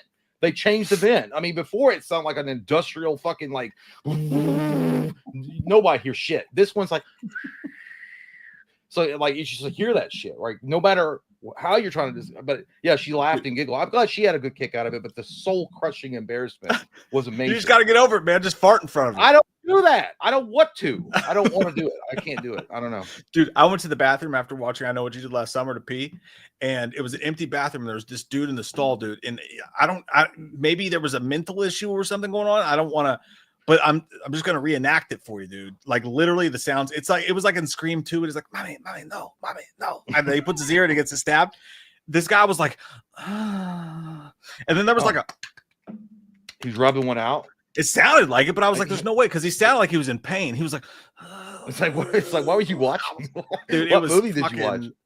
It was. I wanted to be like, "Hey, buddy, you okay?" But like, it was dark. I'm pretty sure that I witnessed I was privy to a sex crime. Obviously, he was a James Gunn fan, and he just couldn't contain himself. But yeah, well, I think at the end of the day, dude, like, yeah, I mean, anyway, I don't know why I brought that up. That was stupid. I just really got to piss, and I'm getting a little delirious. It's okay. I should have left that door open, but I don't want to do it because it's on camera. And if when she walks out from the bathroom, she'll look like a deer in headlights with the camera. Walk of shame. Like, is she done yet? Because she's not. She's. I'm gonna go check. I'm giving it a few minutes. The saga continues. Yeah, that's the thing, dude. I just don't like that. Like, listen, I take quick shits, all right, because I know that we got one toilet, and if she's telling, I was like, I take quick shits. I like to take my time if when she's not here, but. I understand people gotta go to the bathroom or whatever, so I try to take my time. But dude, I swear to God, on my life, dude, I got mad at her the other day. I was like, "Why are you taking 45 minutes in the fucking toilet?" Because I had to there was one that day, goddamn dude, TikTok. No, there was one day I literally I felt like my face was turning yellow, and not from fucking like a liver disease, but because I had to piss so bad that the urine was filling up to my blood vessels. I probably have that too. But I was like, and then she came out, and I was like, "Are you done?" And she said, "What's wrong?" And I'm like. Nothing. My dick's about to fall off because it's heavy loaded with fucking urine. And I've been sitting here. Did you have to waft through her stink? No, dude. I felt like I couldn't walk because my kidneys were shutting down. I had been holding my piss in that long. And then I walked in there. And anyway, it was stupid. But my point being is it's like, it sucks that you only have one bathroom, but it is what it is. You live and learn, right? Just go pee outside. Now that you've had a glimpse into our lives, let's take a glimpse into yours. You think you're better than us, huh? Yeah. Darth, the mermaid owner, says, "Good to catch you guys live. Missed last few. Well, welcome, sir. Stop fucking missing them because you're getting detention this week." Dude, I feel like I got a giant fucking booger in my nose. I hope I don't. If it is, it is. I'm sorry. You do. Okay. All right. Well, you guys get to enjoy it. You don't. I'm just kidding. Thank you, man. Robin Barker says, Clive Barker, you guys share the same last name, was supposed to write a reboot around 10 years ago when he realized the Scarlet Gospels novel, which was a sequel to Hellbound Heart, but nothing came of it for some reason. Oh, I remember hearing about that. Yeah. Well, yeah, I know that there was rumors all the time, rumors abound, as it were, that Clive Barker was interested in rebooting it because I think that I even watched an interview with him where he had mentioned that, he learned a lot since his first directorial debut with 87 Hellraiser, and he really didn't know what he was doing back then. He just did his best, but that he was interested in coming back and doing something where he had learned more. Yeah, I don't know. I think what really happened with that was he probably did have a treatment for a script, and it comes down to, it always does, dude. It always comes down to corporate fucking greed. They're like, well, can we bank this? Can we make McDonald's cups out of it?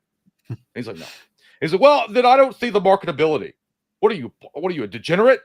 What is this nasty shit? This chains and whips and nipples juices? I'm like, yes. And they're like, well, that's degeneracy. So that's probably what happened, dude. It was probably corporate bullshit that got involved, and they probably wanted to make it something dumb.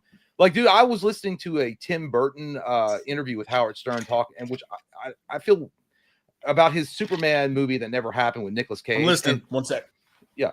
But okay, so as you guys know, or if some of you aren't aware, a long time ago in a galaxy not far away, Tim Burton was going to make a Superman film with Nicolas Cage starring as Superman.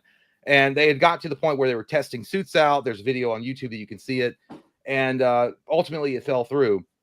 Now, I personally was never like a fan of the idea of casting Nicolas Cage as Superman, but I don't know. This is the same guy that cast Michael Keaton as Batman, Mr. Mom, and everyone called him crazy, and it turned out legend. But anyhow, so it got canceled. Tim Burton was on Howard Stern talking about it, and he had Howard Stern's like, well, what happened? Why didn't the movie get made? And mainly what Tim Burton said was that it was corporate. Corporate got involved, and he's like, they want you to like have basically what he said is they want you to have like the McDonald's cups out. They want you to market this in a certain way and have that ready to go before the movie's even done. So they're like talking to him and pitching all the like he's like the heads of the corporations would come in and like, well, we're thinking that his boots maybe they should have flames on the sides of the boots and like weird shit like that. Robin.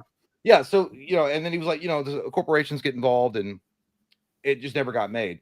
But as I was listening to him though, and like the idea of like, and it was a script penned by Kevin Smith, which I'm sure the script by itself, you can read it online. It's not that great, but I'm sure it would have gone through some rewrites. Here's the thing: seeing Nicolas Cage in the suit when they were doing the suit testing, I don't know, man. It might have been a weird off kilter type of Superman. It might have been good though. I don't know. Like that's what I said, but. Tim Burton cast Michael Keaton as Batman, and everyone called him crazy. It was fucking awesome. But here's the other thing. The point being is that Tim Burton said corporations got involved and stopped that movie from ever being made. And I think that Howard Stern and that goes back to Clive Barker. That's why it didn't happen. But I say, Tim Burton wasn't even working with the script because Howard Stern said, "Did you have a script?" He's like, "No, not really. We were just kind of like, going by ear." I mean, they had the Kevin Smith guideline, and then that was it. They really didn't have a script to go off of. But anyhow, I don't know, the tangent. I still don't see Nick Cage as Superman. I mean, I love him. Here, I don't see it. The reasoning behind Tim Burton and his, because I think Howard Stern said pretty much the same thing, is that Tim Burton said he wanted someone to look otherworldly, because he's like, Superman's from Krypton. He's not an Earthling. And then Howard Stern's like, well, yeah, because Nicolas Cage does look like an alien. He's weird looking. And he's like, yeah, and he's like, and he doesn't have to be handsome. Like they always portray Superman and Clark Kent as like this really jacked, handsome dude. They did in the comics too, though. Well, they always did, but I'm saying like they don't necessarily have to be super handsome or whatever. That's fair. And he's like, also, he was saying that Nicolas Cage is one of those guys that you could see the transformation. If he was Clark Kent, you could see him be Clark Kent, and then all of a sudden, because I could see him 100% playing a nerdy, geeky dude that no one would look twice at the Daily Planet, and all of a sudden now he's Superman. Yeah, so, no, that's true. Hey, we'll never know, man. It doesn't look right, but sometimes casting doesn't. Relay von Krappengamer. What a name, dude. What a name. Says, love you guys. Can Loomis sing Truly, Madly, Deeply? You know those lyrics. Yeah, I do, but I don't think Loomis would sing them at all.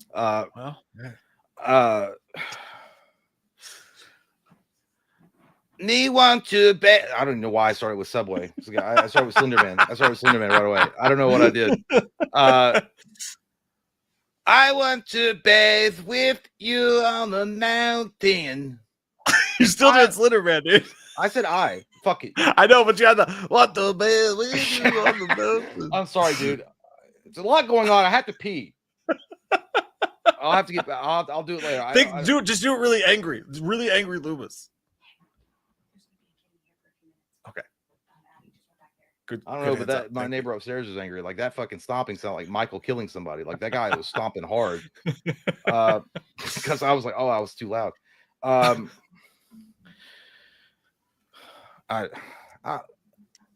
Truly, madly, deeply. Thank you for your super chat. I don't know. I can't remember all of it.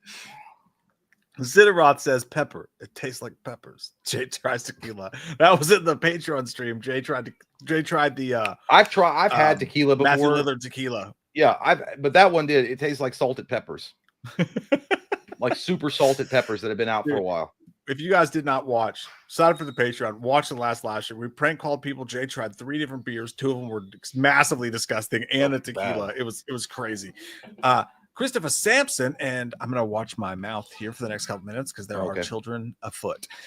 He says, "Hey dudes, what if Tarantino wrote the script for a Halloween game and Damien Leone directed it? Has anyone watched the Hell House LLC franchise? I like it, and Hell House Lineage is coming in August." That would be an amazing tag team of artists to tackle that. I don't think you're ever going to be able to afford it. But yeah, in what if world, if Tarantino wrote a script for a Halloween game, what if they did? And Scott Stapp did the soundtrack for the video game. It would be a banger, and I think Damien Leone would be a perfect a director of that kind of. You know what? That actually is really interesting, Chris, because not just take video games out for a second. Imagine having the Tarantino script or the promise of the movie that he was going to do with Halloween. What was it, 6? That I think that he was going to write before he dropped out of that.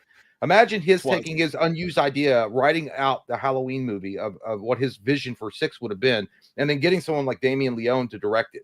That actually could be a killer combo, dude. That would be fucking insane. I would love to see it, man. I would freaking love to see because that. Here's the thing. I feel like the tag team would be something akin to like Robert Rodriguez teaming with Tarantino for Dusk Till Dawn. Yeah, those guys work so well together. I think that would be a stellar combo. But as far as a video game goes, I think it would work 100%. But whether or not they could afford that, here's the thing you got to remember. Well, it depends on the studio too. Would you guys want a Halloween video game to be handled by a giant video game company like Ubisoft or EA or Bethesda? I don't want that, because I feel like that's when you get problems. That's when you get microtransactions. You get some bullshit every other 5 minutes. You get a broken game. You get glitched out shit.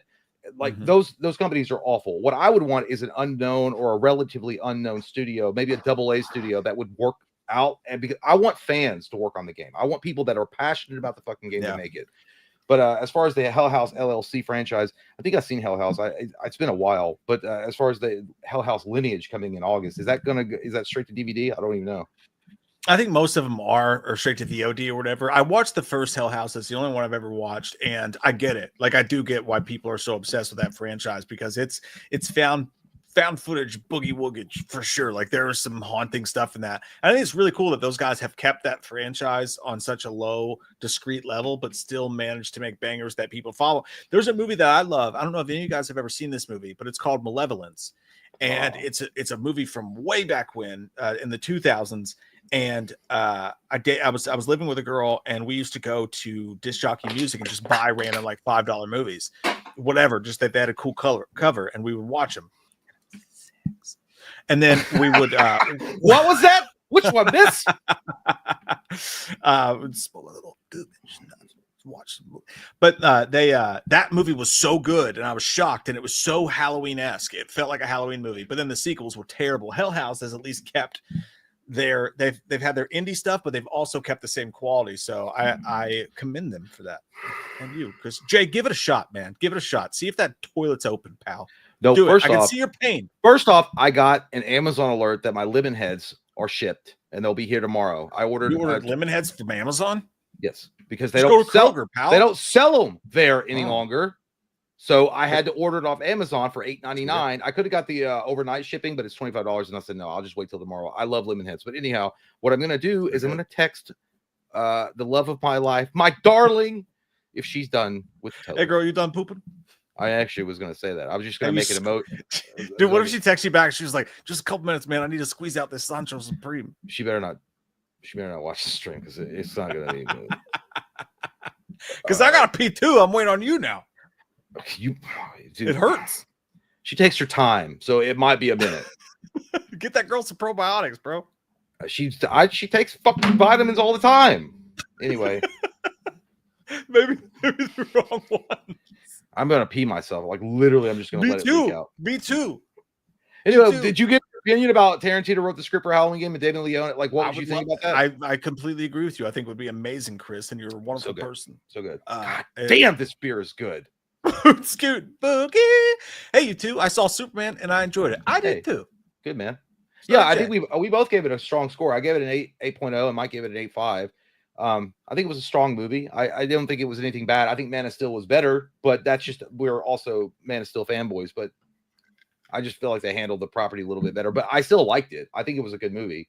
I'm excited. Yeah. Like after watching that movie, I'm like, you know what? I really do want to see what James Gunn's going to do with his idea of what the DCEU should be. It's going to be interesting with the Batman, the Brave and the Bold. Like it's really, I think that's going to hinge completely on whether or not that's a successful universe going forward. I'm calling my shot right now, by the way. I think Supergirl is going to be better than Superman.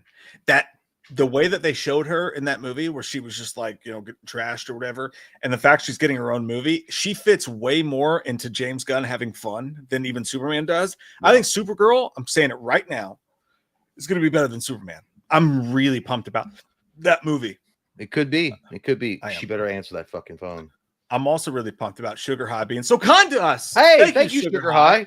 That's very nice of you, my friend. Thank you. Says, hey, gays. I mean, guys, the A and the U are so close on the keyboard. It's crazy. If you mean the old 1800 verbiage, yes, I'm very happy. Thank you. And I like to sleep with men. I have you. You guys helped me a lot through the years. I've been watching since early middle school. Oh, your parents have been watching you. And graduated this past year from high school. Holy shit, dude. Jesus. We're so old. Mm-hmm. We got to get real jobs. My 401k is empty. I'm waiting to hear back from Burger King. I hope to God. You guys had a big impact on my upbringing, for better or worse. Probably that's for worse. We definitely ruined you, and we apologize. But enjoy alcohol. Enjoy life in the world. He says, I just want to say thanks. Hey, thank you. That we really do appreciate. That's really nice. That's really nice of you, man. Hey, thank you for a long time viewer, dude. That's really awesome. I'm glad you graduated. You got your whole life ahead of you. It's awesome. I'm also jealous of you, so fuck you. But at the end of the day, it is what it is. Don't start a YouTube channel. Don't do it. Run away as soon as they say, hey, you ever heard You ever heard of like YouTube stuff? It's like, yeah, I know what YouTube stuff. So we should start channels like fucking devil. No. We're just kidding, man. It's been a blast to do it with you. We appreciate you. That's very kind of you, man. Thank you. It's great to know that, dude. It was the craziest thing when Jay and I did Scarefest before we found out there were huge pieces of fucking shit. When we used to do it, the first couple times we did it, we were amazed, dude, at young kids. I swear to God, guys, this happened. Children came up to us, and one or two of them were crying. Like, and their parents were like, what is going on? And the kid was like crying because they'd been watching us for so long, and they couldn't believe, they didn't know we were going to be there because Scarefest never told anybody we were going to be there because they hate us. They're so good. And that continued, but they your dog agrees. I gotta shut my door before I eat someone. I'm sorry, guys. I'm really trying to be here. Like, I'm trying to focus in, right? I gotta focus in. I feel like we're in the fucking tournament. Championship game. I gotta focus. I gotta pee so goddamn bad. So I'm sorry. I'm a little distracted. But yeah, it's crazy. I'll let Mike continue the story. Go pee, dude. I can't because I don't think she's out. Oh no. Of the closet. I guess I'm screwed. Listen, there's something crazy just happened though. Something crazy did just happen. What? All right, guys. Get canceled.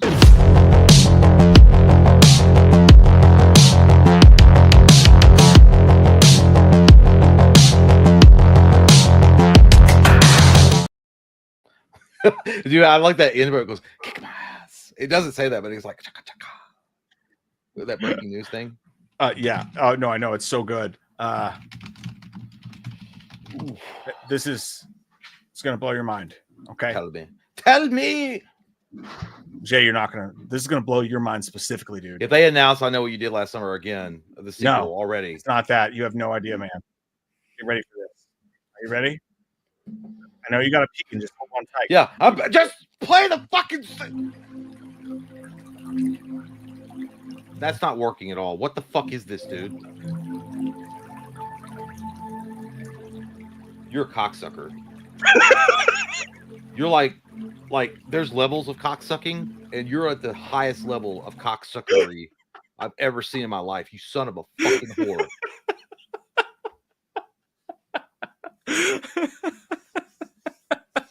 I gotta block that shit out for a second. Like, I literally was getting like warm feelings and it wasn't. I was like, I'm relaxing way too much.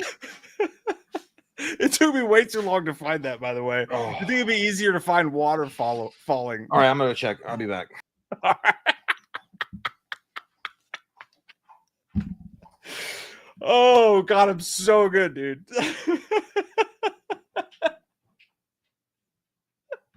you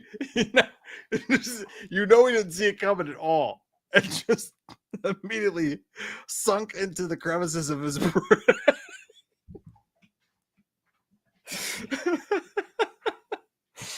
Oh, give me that one, guys. Give me that one. Cheers to me. That was fucking genius. I'm giving it to myself. Oh, to be fair, he's about to have a really great pee or a very bad argument with his wife. One of two things is about to happen. It could go either way. Good set. Oh, I do, Stacy. That is very true. It's one of my favorite. It's one of my favorite things about life.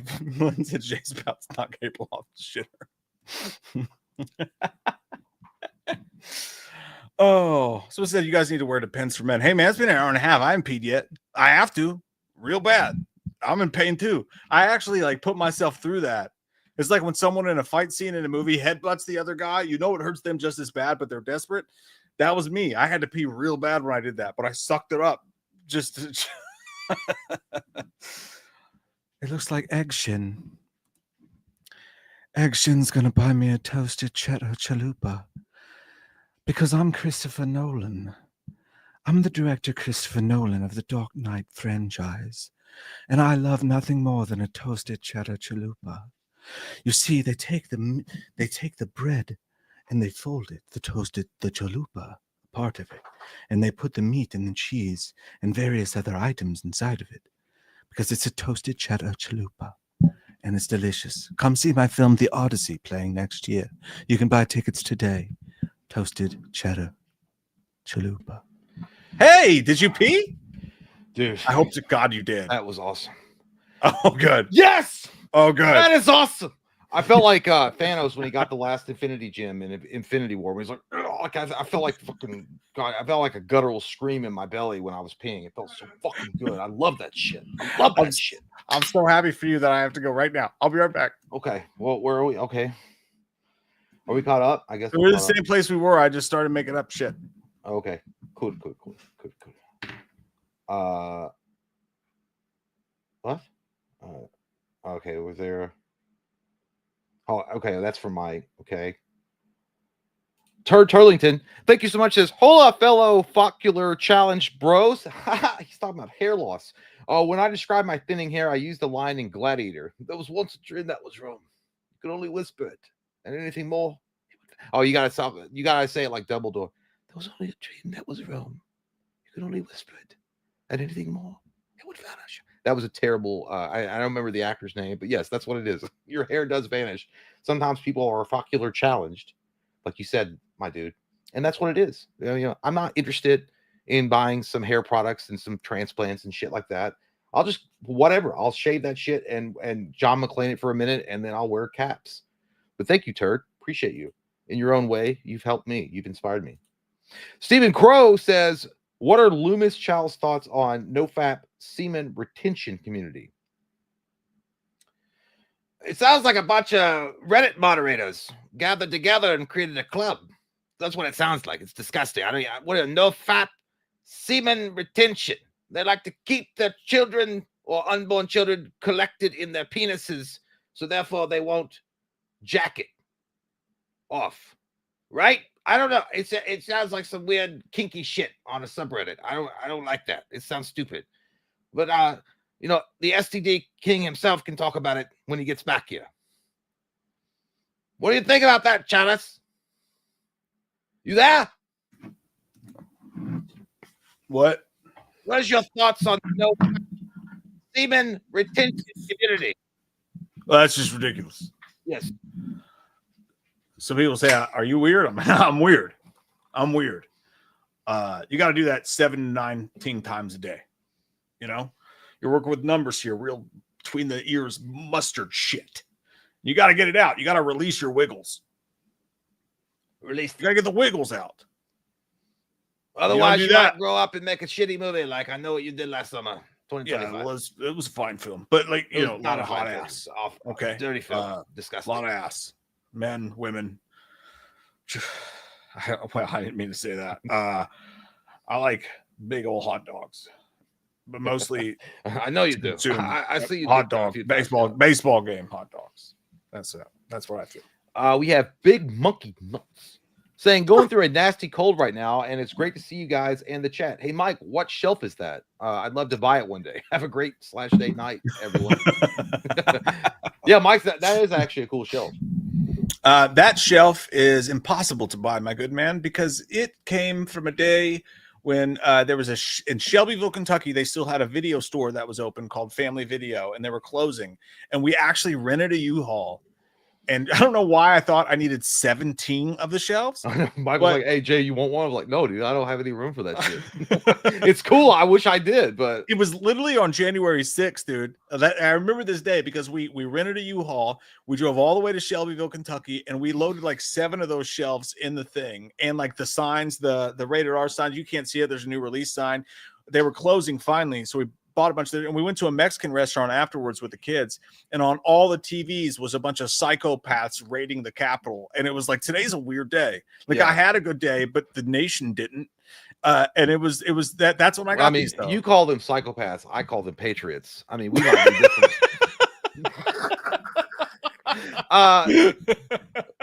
No, but yeah, it's true though. Mike bought a bunch of these fucking shelves. I think he's still got a few in your garage. I do. And then Mike was like, "Hey, you want a couple of these?" I was like, "No, dude, those are like, they weigh like 3,000 pounds. I drive a fucking small ass Hyundai Elantra. It won't fit, and I don't have any room for it." I did have to put 2 of them at the curb because we ran out of garage space at one point. So some lucky winner found those. But yeah, they're pretty old.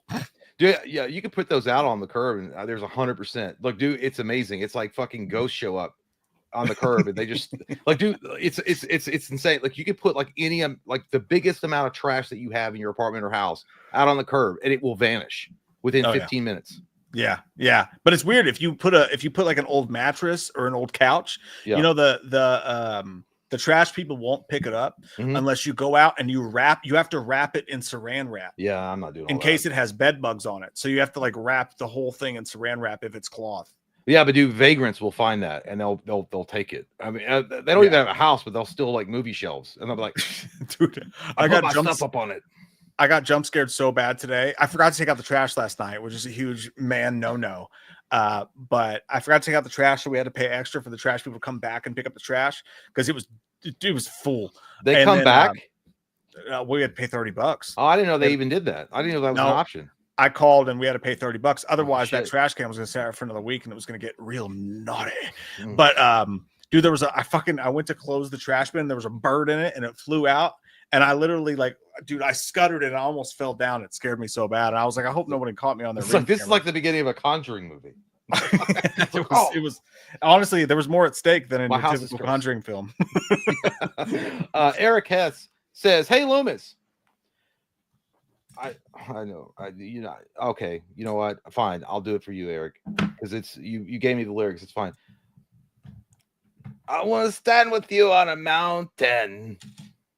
I want to bathe with you in the sea. I'm not gay. I want to stay like this forever. Eric probably is. He's serenading me. So I'm having to repeat. But you just gave me the lyrics to Truly Madly Deeply. I appreciate you, dude. But I really do like that. Thank you, man. We have D Mitch. Thank you so much. A cherry cola. 13 months, man. Woo! Thank you. Who would you like to see, or who would you like to see as a Superman next villain? Well, there's quite a few. I think that, I don't know if this is true or not, but I think the rumor is that they're going to focus on Brainiac, which is a great villain. Brainiac's an awesome villain. But I think the answer most people would say is Apocalypse, but some would say, I'm sorry, not Apocalypse, Darkseid. But Darkseid is also like in-game villain. So you don't want to have him only wrapped up in one Superman movie and then he's defeated and then he's not heard from again. So that you would save him for way later on. That's what Snyder was setting it up to be, was Darkseid was going to be the Thanos. I think that Brainiac's a really good villain. Metallo's really good, but he's also kind of like a Saturday morning cartoon villain. Yeah. If the rumors are true, Brainiac's the direction I'd go with. If that's the direction James Gunn's going with, I like it. Jay, I would fuck you so hard if no one was looking. Yep. Segue. Let's talk about porn. Gay porn, that is. I just want to see your face. Yes. Yeah, I meant it. No. No, it's like one of those things like, I don't know what to do. No, I feel like that meme with Obama where he's sitting there and he's like. By the way, did you hear that he committed treason? Yep. They're going to arrest him. Yep. If nothing else, than to hide the fact that we're not doing anything about the Epstein files. They're going to go find him. As you should. Get Fuck those dirty commies. We can't talk about Show me your birth certificate. Show me it. I saw in Super Chat that we missed. By the way, first off, I didn't answer. Was that just to you? I forgot what it said. Superman's next villain. I would like, dude. I still think we haven't done Doomsday right. Everybody, I know we've done it, but that's in-game villain. No, it's true. We haven't done Doomsday right though. That's the one I'm really looking forward to seeing is Doomsday. I want a 3-movie arc around Doomsday. Yeah, and including blue and red Superman and Superman dies and comes back. No, all of it, dude. I want to do it all. No. That's a great arc. I must stop you on this train. Not blue red Superman. Blue red Superman was awful. But here's the thing. I will say, Doomsday. And I love Snyder, dude. I love him, but that was an awful decision to bring Doomsday in that early, and that CG looked like pure ass, dude. Just that early, awful. Yes. But yeah, way too early. Doomsday should have been like that. Should have been an arc that would have gone through like the Aquaman movies, Superman, like Man of Steel 2, Batman, whatever, and then finally finished it off with Superman's death. That was such a dumb move. I don't know. Dude, what I think Snyder read the writing on the wall, the piss smelled writing on the wall, and knew that they weren't going to let him continue his universe. And he said, I'm getting my Doomsday out. I'm getting my Wiggles out, and I'm getting my Doomsday out. Well, I think that's what happened. I think that well, maybe, but I also think that Snyder might have been like, you know what? There's so many great villains that could actually challenge Superman to some kind of like standstill.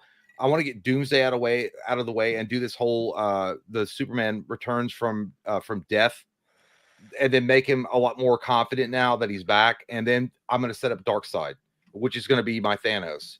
I think that's what like I don't know. I don't know the guy, so maybe that's not what it was. But yeah, Doomsday and Darkseid are in-game characters. They're not characters that you just throw in willy-nilly in the next Superman movie.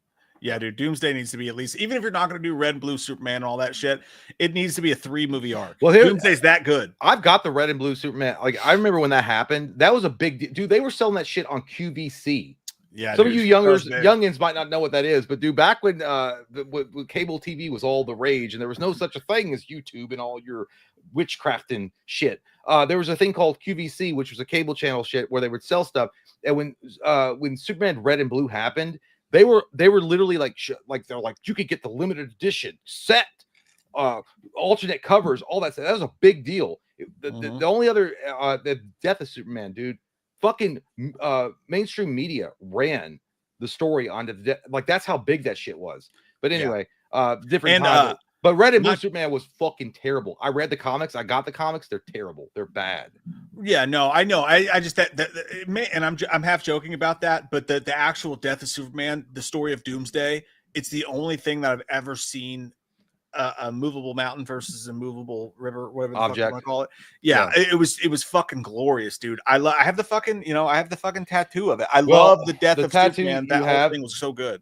And they printed thousands and thousands, or I'm sorry, not thousands, millions upon millions of copies of the death of Superman. But that one, and again, so it's not worth anything. That back in that bubble, like late 80s or maybe more like early 90s, mid 90s, that's when everybody was rushing out to their comic book stores and buying loads of comic books and all the alternate first editions and covers because they thought it was going to be worth something, and it was all bullshit because they printed so many of them. But I will say that doesn't mean that the stories weren't great. The cover, that black cover, the death of Superman, and just the flag, or Superman's cape flapping in the wind, with the death of dude, that was such an iconic cover. It's so it's dude, so I gotta give awesome. The guy who did this, literally, like, dude, you can't see because I have so much fucking hair on my arm. But dude, he did. I mean, this is the exact. He did. This took like 7 hours. He did the exact replica of the fucking. Yeah, but does he have Lois crying over the body of Well, no, it was only one portion of it. So you see, it's got the yeah. windows, the buildings, and all that. See, shit. you should have done. I was so pissed. I was like, "When are you going to be done?" You should have done your back before you get the whole scene. What? I mean, I can only fit so much on this fat fucking arm, man. No, it's like put the death of Superman on my back because it's about resurrection too. But anyway, also, Bane breaking Superman's back. So the guy that did the tattoo, he was like, "Dude, come back." He was like, I want you to make your whole arm tragic comic book stories." He's like, I want you to have so I can Bane... charge you $1 million, right? Yeah, as I do it. I want you to have Bane breaking Batman's back on this one. That's a good idea. The death of Robin over here. I was like, that's a really cool idea. I just don't know if I want to devote a whole limb to tragedy like that, but it's a good idea. So you do one side where it's all tragedy and the other side's all rebirth. Oh, I'm like a fellow. Death or a yin yang. It'd be like death and life. That's what I'm all about. Death and life. Yin and yang. And then over here, mom. But on my chest, I just want phoenix wings.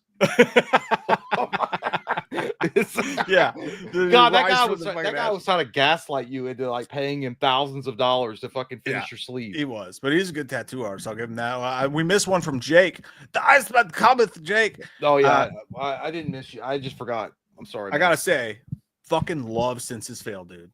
I love Senses Fail. I've seen him twice. I want to say. Still Searching was a pivotal album in my life. I was going through a dark fucking time, a real dark time. And that album was fucking amazing. That entire thing, Still Searching by Senses Fail. Listen to it. It's fucking great. He says they're the one band I think can go 3 album prime versus 3 album prime with Blink. I would totally agree with that. I think Still Searching is like way up here, but I love them, dude. I think they're great. And Gold Jacket, Green Jacket is a great fucking song. I think they're awesome. Speaking of Blink-182, what was the band that Travis Barker joined? I don't know how long he was with it, but they were like it wasn't Tom and it wasn't Mark, but he was playing drums for some band in the late 90s or maybe it was like early 2000s. Barker, he played drums for Transplants, fucking. Okay, well no, the reason why I'm asking is that there was like I was watching a video on YouTube where like interviews gone wrong. And I think I'd seen this interview a long time ago, but this douchebag came on the bus. Okay, yeah. The douchebag came on the bus and he was asking Travis Barker's dumb questions. He's like, "What do you do in the morning?" And he was like, "Oh, I get up and I eat breakfast and I go to the gym or whatever." And he's like, "Nah, really?" He's like, "Yeah, man, that's what I do every day." And like he was trying to get into it. He's like, "You don't like dress up as a monkey and swing from vines?" And he's like, "What the fuck?" And then this dude, like all of a sudden, like this dude like got like super rageful. I don't know if that was the lead singer. He was like, "Get the fuck off our bus." Yeah, dude. That's not a band that you should fuck with. Well, Transplants came from the streets. Yeah, well, they look like I can smell them through the street. They look like that lead singer looked like he smelled like pee. Like I just did. Like I don't know what it was. He kind of looked like he came from an ICP concert. But I will say, fine that he stood up for his drummer. That's cool. But at the end of the day, Travis didn't look that offended. I was like, dude, it was a dumb question. He was trying to get a rise out of Travis. I could tell that the interviewer was like stupid. But at the end of the day, I was like, dude, you also toured with Blink-182. You toured with Tom DeLonge and Mark Hoppus, who was talking about like doing each other in the butt on the stage. Like they did. Travis has always been touchy though, dude. Like I mean, they had to get a fill-in drummer for him because he was at a Taco Bell and some dudes tried to start some shit with him and he got in a fight. Like Travis will fucking swing. Well, here's the thing. I will say I'm not defending the interviewer at all because I think he was a douchebag. But I was like I was like, dude, don't act hard. Like what the fuck? He's an interviewer. Like they'll be like, get the fuck off our boss.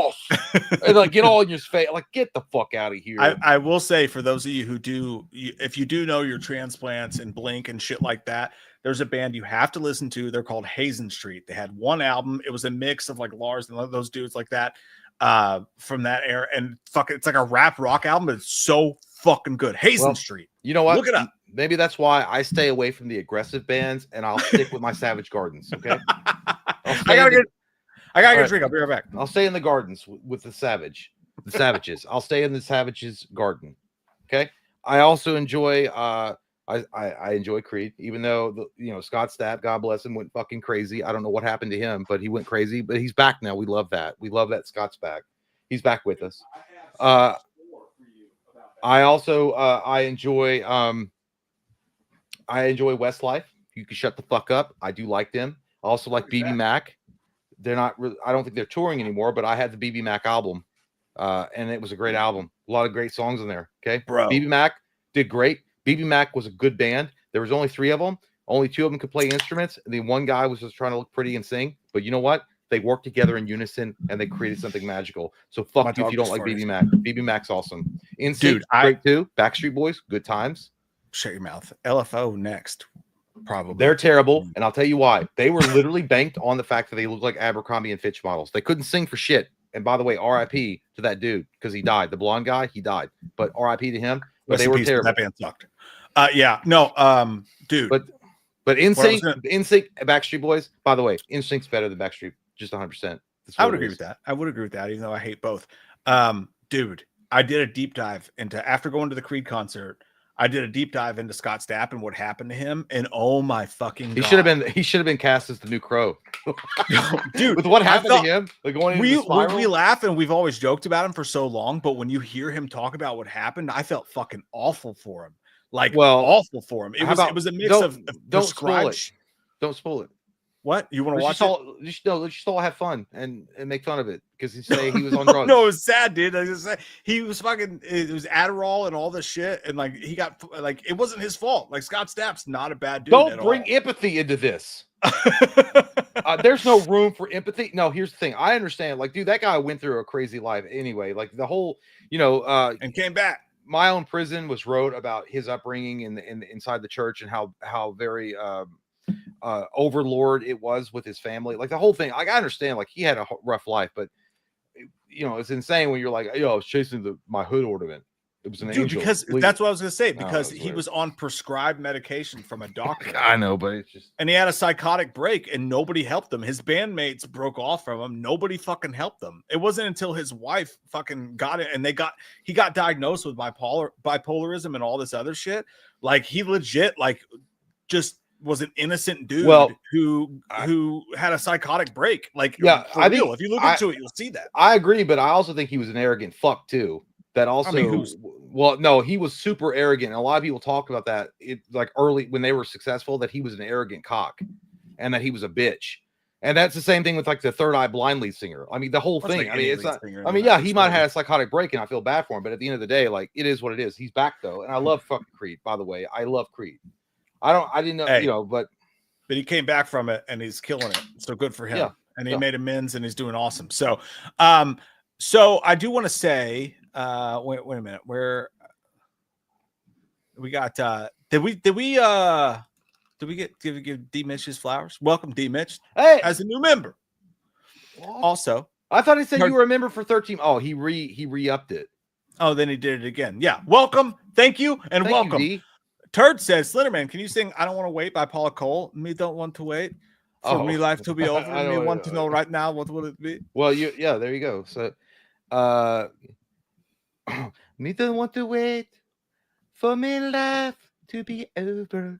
Me want to know right now what will it be? This week on Dawson's Creek, me don't want to wait.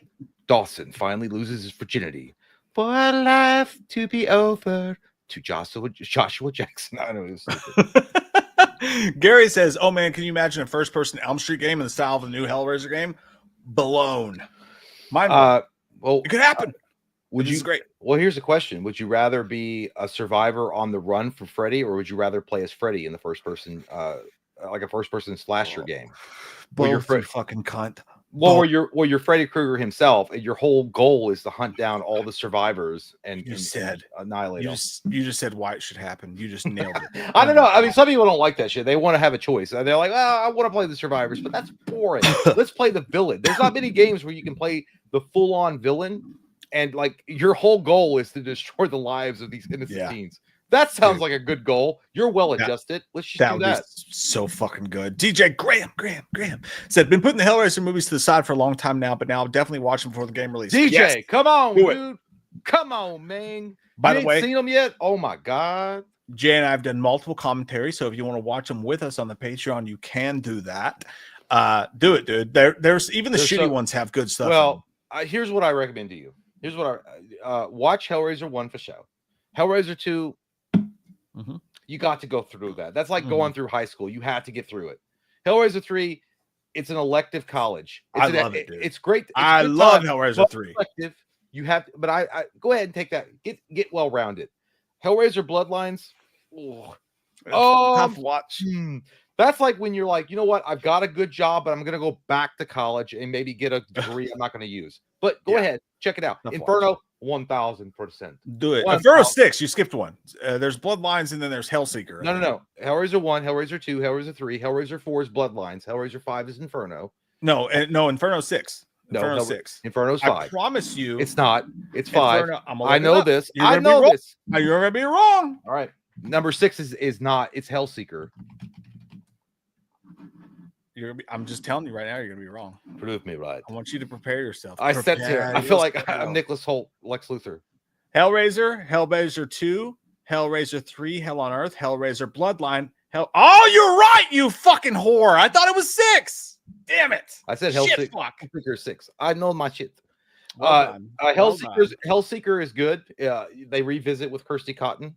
Deader fucking sucks dick. It's bad. It's very, very, very awful. You don't need to watch that one at all. Hellworld, way fucking worse. Like what the fuck? But it does have Henry Cavill in it though. Yeah, but it does have Henry Cavill. Like that poor man had got fucked into getting into that movie. It's an awful movie.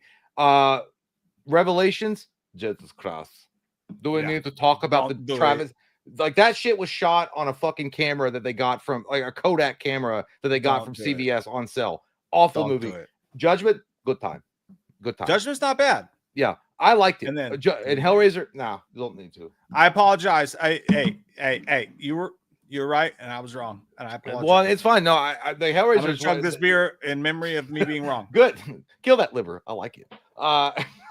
No, I mean Hellraiser is one of my favorite series of all time. I love that shit. But dude, 100%. You can skip. Just skip Deader. You don't need to watch it. Don't need to watch Hellworld. Don't need to watch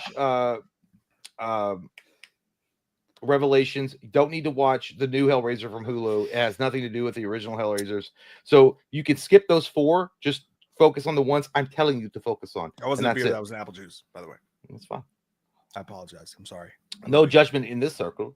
I love but you, no, and I was wrong. But hey, man, I'm excited for you. Those are good films. I remember that. Yeah, but dude, it sucks too when you show it to somebody that don't get it. Then they're like, they look at you like, what the fuck is wrong with you? Like, I remember showing it to April because she never seen it. And then she's like, I was like, do you like it? You liked it a lot. And then she was like, no. Yeah, no, she was like, it was all right. I'm like, no. I was like, what? I mean, I was like, what do you mean is all right? Why did you say it like that? Like, you may explain the plot? Like, do you mean explain like why it's earth shattering? To be fair, after 3, I don't expect anybody to like anything. Yeah, but I mean, it's the idea that you are visited by these things from hell, essentially, and they punish you for like in grotesque ways. But it's like they get, I don't know, dude. There's something about it that's so fucking. I'm listening. I need a new beer now. Raw and wrong, taboo, as they would say. I don't know. Dude. I love the story because usually the people that open the box, they're always people that have like reached the limits of pleasure, earthly pleasures, and they want something more. And it goes beyond human understanding. I don't know, dude. It's so good. Clive Barker, fucking badass, dude. Look at that little wiener. It's gross. Yeah, but guy behind me had a little wiener. I'll say this about the end of the day, like, dude.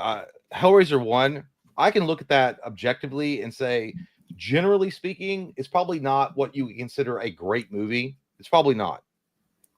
But I liked it. Hey, don't look at my toes. I need to cut my toenails. But I liked it. I thought it was one of those movies that, as a first-time director, and I also thought it was so smart that in that Clive Barker cast real actors to play the Cenobites that didn't even have speaking lines. Like, you could tell those guys were actual actors and not just stuntmen. Yeah.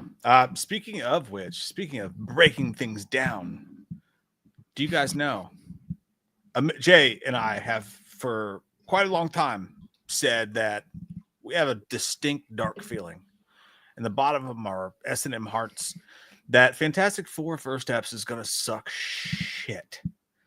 Well, I've heard now people are saying it's going to be better or bigger than Superman. This is what I bring up now. The Rotten Tomatoes reviews are in. Not that either Jay or I neither confirm or believe in Rotten Tomatoes because they just pretty much let any fucking YouTuber in for a minute there. But the reviews are out. We're going to look at them together. Fantastic Four First Steps is at an 86% fresh. I don't know. I don't know if that's great. I mean, 86. I mean, that's a high number for sure. But what was Superman at before regular folk were able to see it? Was it higher than that? Superman. We can't see it now. It's at 83% currently. Right. So Superman's so critics didn't like it as much. Okay. Right, so it's at 86%, and granted, Jay and I both agree. Let us say this right now: Rotten Tomatoes doesn't mean fuck all in movies. Like it just doesn't. Like the world looks at it that way, but we don't. And by the way, I want to put this out there: we don't hope that the movie fails. Like I'm not an MCU hater. I don't. I'd love to love it. I don't hate the. I mean, I like the Thunderbolts, dude. I thought the Thunderbolts was good, and people shit on that movie. I mean, critics don't like it. Generally, I don't know if they liked it or not. Actually, I know that most audiences don't like it, general audiences. But I thought it was a good movie. I thought Thunderbolts was pretty cool. I love Thunderbolts. Yeah. But we're gonna take a look at some of these reviews. Grant Watson from Fiction Machine says that this is superb. This is a superbly designed film. Can you zoom in? Yeah. I can't read it, even though I have 20 vision. Oh, there you go. Okay, very good. Grant Wilson says this is a superbly designed film, paying tribute to co-creator and artist Jack Kirby and delivering epic visual sequences that simply haven't been seen in the MCU before. The MCU doing something brand new that's pretty exciting. Well, I don't believe you, Grant, but I will say this: I do think that if like the biggest thing I'm excited to see is Galactus, and I think that if it keeps in line with a Jack Kirby style, that's awesome. But as far as like you saying never before seeing like visual sequences that MCU has never done, I don't believe that at all. Yeah. We're going to skip right past someone from a website called Culture Mix because again, we don't need that. There's no culture here. Brand Lewis says the film's answer to the mutual responsibilities of heroes and the public doesn't feel like the end of the conversation. Still, it is a largely successful expansion that openly invites future I don't know what the fuck he's talking about. Well, here's the thing. So I'm going to obviously go see this film, and April was asking me. She's like, "Do I need to see? Would I be lost in the sauce essentially by watching this?" Apparently, like, no. You shouldn't be. No, because it like so. This is Marvel's like basic soft reboot, I think, of the new MCU. So I don't know. I kind of agree with that. What that guy's. I'm going to skip past someone called the Curvy Film Critic because I really don't give a fuck about your body size when we're talking about movies. This person says the Fantastic Four First Steps is extraordinary. The score is pure magic. The visuals are next level. The cast chemistry is electric. It's bold, fresh, and unlike anything Marvel's done before. This is their next masterpiece. That's high. Strong word, it be strong word. I like that. That's good news. Eskimo TV says a sharp, emotional, and clever Fantastic Four reboot that proves the MCU still has fantastic stories left to tell. Okay, that's what I want to hear. Actually, is like the MCU literally has new ground to cover. That's good news. Well, you know what? I like that you're reading the fresh. Let me read the negative. I will take it straight to that for you, sir. No, you can read that. No, read the one above it because he mentioned Pedro Pascal. Flickering Myth says Pedro Pascal and Vanessa Kirby give sincere emotional turns, elevating the Fantastic Four First Steps beyond its cornier trappings and shoddy CGI. So wait, so he's talking about the previous films, which does that that does make sense. Those films have bad CGI. Okay. With Pascal, Marvel has found a viable anchor for the MCU moving forward. Now that's a huge next step. That's good. That's good news. Well, you know what I heard is that Pascal, they're setting him up to be the like the main like anchor point for the next phase of the MCU, where he's going to be like the Iron Man, essentially, the Robert Downey Jr. Okay, that I haven't seen the movie. But here's yet, the thing, that doesn't excite me very much. I don't know, but that's how they're setting him up. That he's going to be the focal point for like all the next phase of the MCU. But anyway, all right, now here you go, Odie Henderson. Odie from the Boston Globe says, so this is a negative review. Unfortunately, neither a time frame change nor the work of 4 screenwriters, god damn, that many, That's a lot. Josh Friedman, Eric Pearson, Jeff Kaplan, Ian Springer, can fix the central problem with Fantastic Four movies, with one exception. The team members are colossal bores. I could see that being a potential problem. Because if you look at some of the trailers, you're like, when like there's one trailer that you can watch where Johnny Storm, they're sitting down, he's like, "You're late for dinner." And they come in and they're like, "Oh, we have news to tell you. It's like you're pregnant." It's like, yeah. And then they're like, "Oh," like, I don't know. Like I could see that happening where it could be a bore. I don't know. I don't really believe that, but here we have another one. Sean Burns from the North Shore movie says the muted pop art colors don't even pop because the last thing you'd want from a Fantastic Four movie is for things to get too fantastical. So this guy, this guy is saying that at least he probably is like looking at the art direction. And he's like, it doesn't even look art, like it's not popping off the screen, which you would imagine like the Fantastic Four would be like, at least looking the artistic side would be amazing. Yeah, visually, and that's it's fair. not. That's fair. Kyle Anderson from Nerdist says easily the best Fantastic Four movie. Faint praise, and I agree with that. There's not been any great Fantastic Four movies. Yeah, that's true. There's not been any. But he says it's firmly upper tier of the recent MCU. You should also say faint praise on that too. Upper tier of recent MCU. There's not been a lot of films that have come out with the MCU lately that have been top tier. But I will say this: let's also look at Fred Topel of the United Press International. Says a confusing reinduction of the comic book superheroes to the Marvel Cinematic Universe, failing to balance its tone. The movie is just no fun. Well, that's not what you want to hear. No. And a confusing reintroduction. So I don't know. They don't. Maybe this guy's saying they don't really do a good job of explaining because I guess the movie takes place. They've already got their powers, so they're not going to do the whole thing where they're like building the rocket. And which I like. I do like that. And maybe it's just like he's like, well, you need that backstory to work. See, I'm all for no backstory. I'm all for, at this point in superhero dumb, I'm all for no origin stories, right? So I'm that's weird. Well, we have Michael Massey. A lack of camaraderie and chemistry is fatal here. Even their Wall-E like servant robot is upsettingly uncharismatic. Well, that goes directly in contrast with the other guy who said their chemistry was off the charts. Yeah, he gave it a 2 out of 10. Yeah, 2 out of 10. Emmanuel says the Fantastic Four First Steps is bold, emotional, and visually distinctive addition to the MCU. So that's pretty vague. Jeffrey Lyle says feels important right away and is every bit the blockbuster worthy of a comic book that was proclaimed the world's greatest guy. These are so vague. Like they're very, very I like vague. this one right here. Look, Randy Meeks. This is a positive review, by the way, if you're listening and not watching us. But Fantastic Four is the film that proves that superhero fatigue, which is a big topic nowadays, can be solved with movies that truly want to innovate. That's true. I like that. And full review in Spanish. But here's the thing.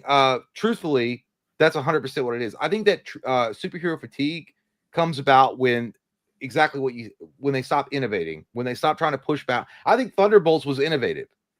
Whether you like that movie or not, I think it was innovative. It tried to be something different than what the same old cookie cutter standard bullshit that Marvel has done for a long time now. I could not agree more. Kyle says the film's remarkably stylish, retro futuristic aesthetic mixed with the palpable familial chemistry of the core cast upgrade what could have been a by the numbers Fantastic Four galactic origin story. So yeah, so he's saying he likes the familial chemistry. Travis says that it has panache, a retro future energy, capturing the hopeful sci-fi tone of the 1960s. And best of all, it's just a hell of a lot of fun. Okay. That's kind of what I want. I want it to be a lot of fun. I want it to be a lot of fun movie. So that's good news to me. Yeah. So, I mean, critics seem to love it. I'll be honest with you, man. I read all those reviews, as did you, and I still have no fucking idea what this movie is. I don't know if it's gonna be great or fucking dog shit. I have no idea. I looked at Thunderbolts when we first saw the trailer for that, when they teased it, and then the first initial trailer, I was like, it's gonna be dog shit. I was like, it's absolutely gonna be bottom tier dog dropping. And then they released another trailer, and I was like, it looks pretty. I mean, maybe. And then I went and seen it. I'm like, you know what? That's not bad. It's not bad. It's not great, but it's not bad. At least they were trying to break the mold and do something different. This movie, you're right though. I kind of all the trailers I've seen thus far. Man, I just don't know. I know I can see they're going for the cutesy, artsy, fartsy, kind of futuristic, on the nose type of story, and Galactus looks great. I mean, Pedro Pascal, whether you like him or not, he's a great actor. But dude, I don't know. I just don't fucking know. And here's the thing: the reason why is because the shit that started leaking out after it, where like they were changing the characters because they didn't want it to be, Johnny Storm. We can't have him chasing Skirt.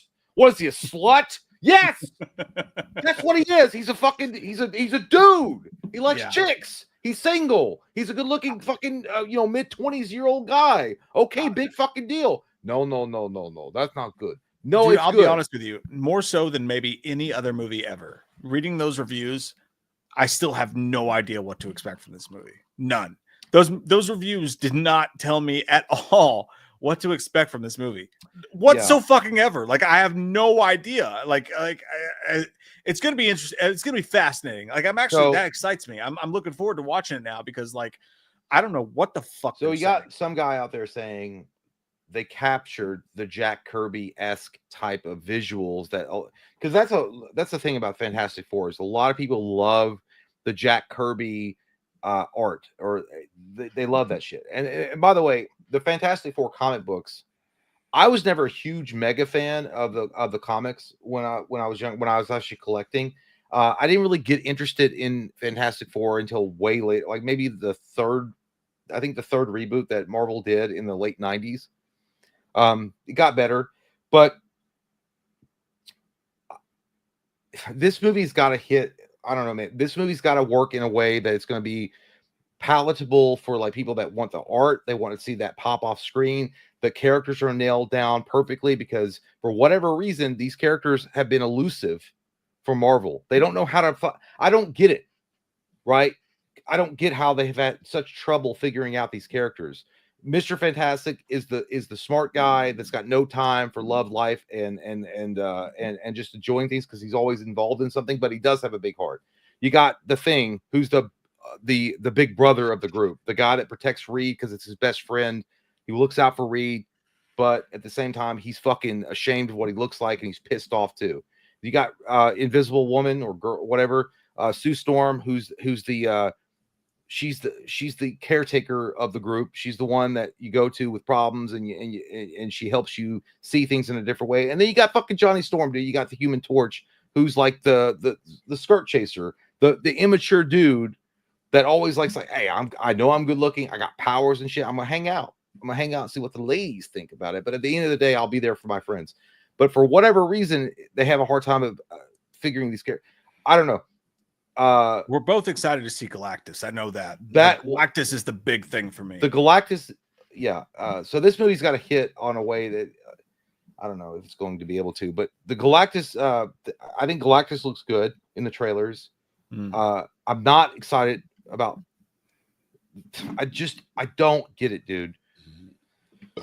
The Silver Surfer thing, I just don't. Yeah, I'm confused by that too. I know that I think I watched somebody else that broke it down about the Shala Ball, which I think I'm pretty sure that's her name, Norrin Radd's wife.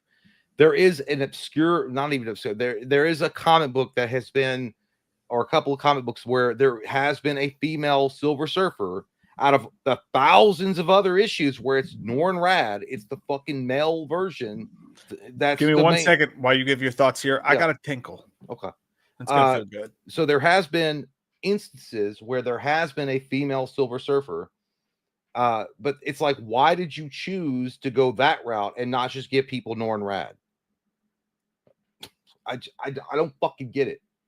Like, yes, there have been comic books where there has been a female Silver Surfer, and it's not because, oh, you hate women. It's not that shit. Okay, fuck off your soapbox.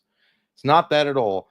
But Norrin Radd is the Silver Surfer. He's the Herald of Galactus. That's who the Fantastic Four met. and that's how things evolved with the relationship with Silver Surfer Galactus and the Fantastic Four later on down the line. I don't know. It just seems weird that they decided to go that route. At the end of the day, I hope it's great. I hope it's awesome. I'm not. I think I'm on board with what Mike's saying. I really just don't know. I don't know. Pedro Pascal's out, and some of the shit that I've heard about how they changed the characters to fit more into a modern type of sensitivity. I'm like, God damn it. Can you just not fucking do that? Can you please just make us the characters from the fucking pages? Because that's what fans want to see. And if you like money and you want to make your film money, then just fucking do that. I don't know. It's weird. It's like you're allergic to money. You don't like money or something. I don't know. You're like, no. I want to be autistic about this. Shut the fuck up and give us what we want. Shut up, Jimmy. Saying. That's what I'm saying. There's another movie that has had its reactions come out early. Now, these aren't reviews from Rotten Tomatoes. They are internet reactions. Now, take these with a grain of salt because, as we all know, when studios let people into their movies early, typically the results of people having the luxury of seeing movies early are more glowing than typical. That doesn't mean they're lying, but typically that's what we experience. But Zach Kreger's Weapons movie, which we're all very excited about seeing, has had its reactions come out, and we're going to take a look at those right meow. Says Weapons is downright terrifying and cements Zach Kreger as a strong voice in modern horror and a master of mystery. I can't recall the last time a movie gave me chills like this one did. Extremely well structured and executed with a talented cast. Buckle the fuck up, Jim. Good times. We'd like to hear that. We'd like to hear that. Weapons. When does that come out? That comes out like is it August? I think it's in August. I'm excited. Sure. It's gonna be awesome. Jermaine Lucier, who reviews a lot of shit, said it's beyond messed up, and I loved every second of it. It's Magnolia, the horror movie, which is interesting.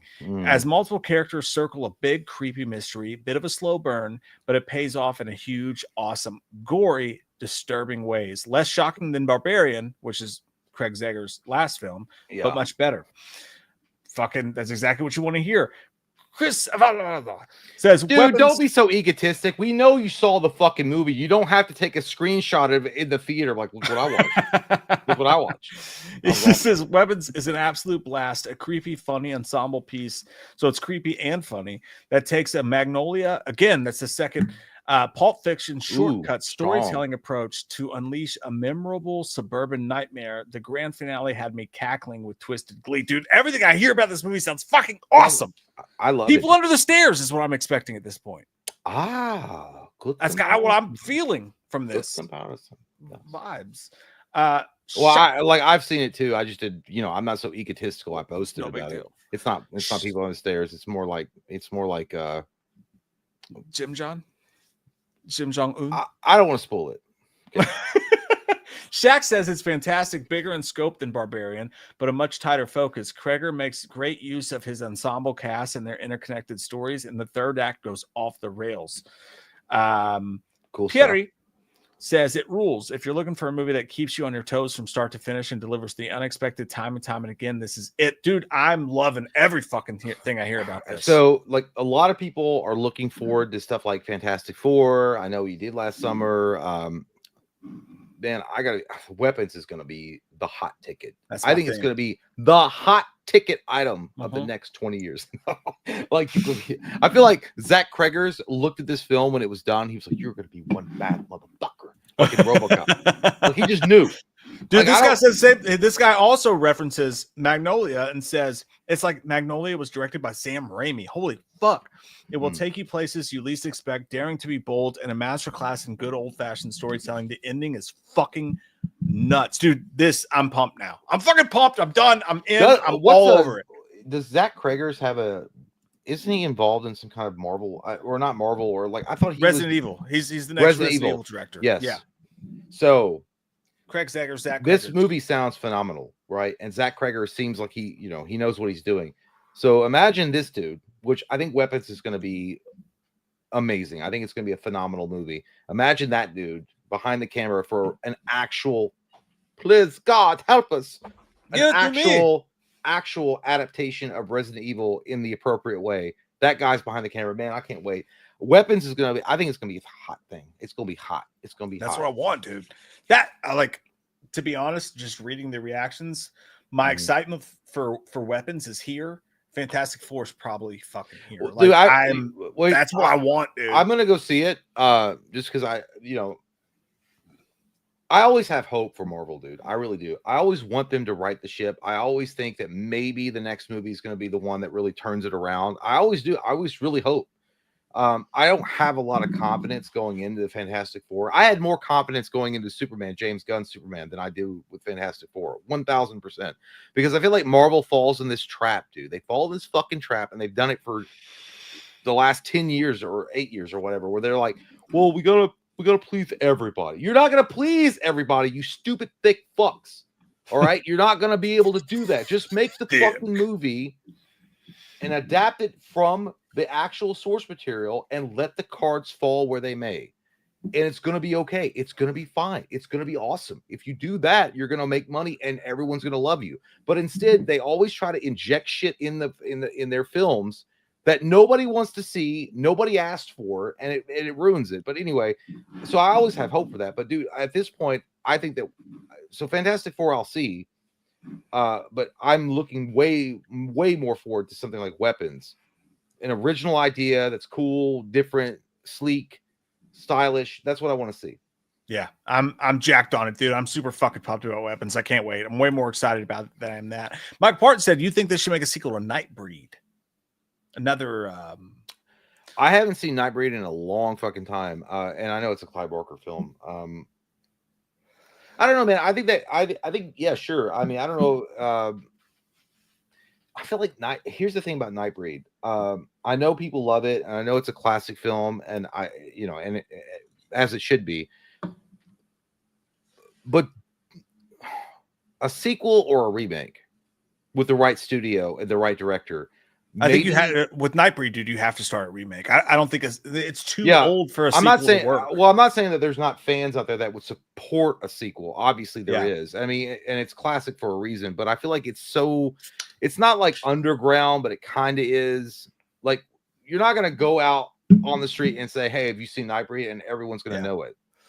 You know what I mean? Yeah, I think a reboot's the only way to go with that one personally. Just because it's so random. Stu says, sending this just for those pelvic thrusts. You're welcome. There you go. And there's plenty more where that came from. Do it. Michael Parton says, I'd love Parasite or Livewire or Superman villains. Oh, yeah. They're both good. Not familiar with either one, but I trust your judgment. I was hoping that you were, because I'm not. I love you, Michael. Gary says, why do actors go temporary crazy and drastically change parts of their body after playing intense characters? Nicholas Hoult is now bleached blonde. Dude, I don't understand it either. Like, well, I mean, I did see that, yeah. Like, I get Christian Bale because that's like his thing. Like, Machinist, he lost all this fucking weight, like whatever. Matthew McConaughey. Right, Matthew McConaughey does it. He did it and that made sense to me. But like again, Jared Leto doing it for fucking Joker, sending condoms to his fucking coworkers, like shit. Sometimes I think they just do it to get their name in the news.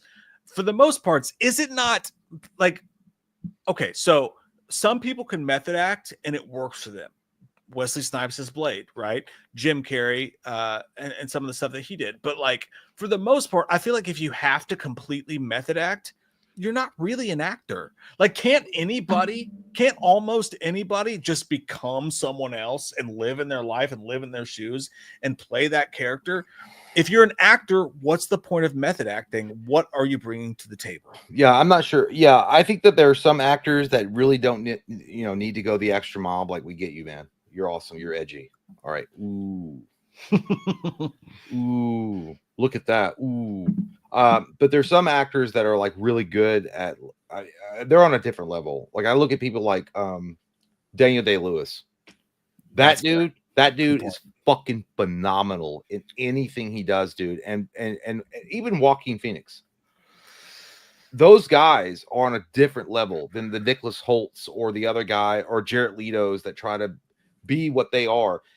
I feel like those guys are separate from the pack. Daniel Day-Lewis is one of the best actors I've ever seen in my life, a master class of acting.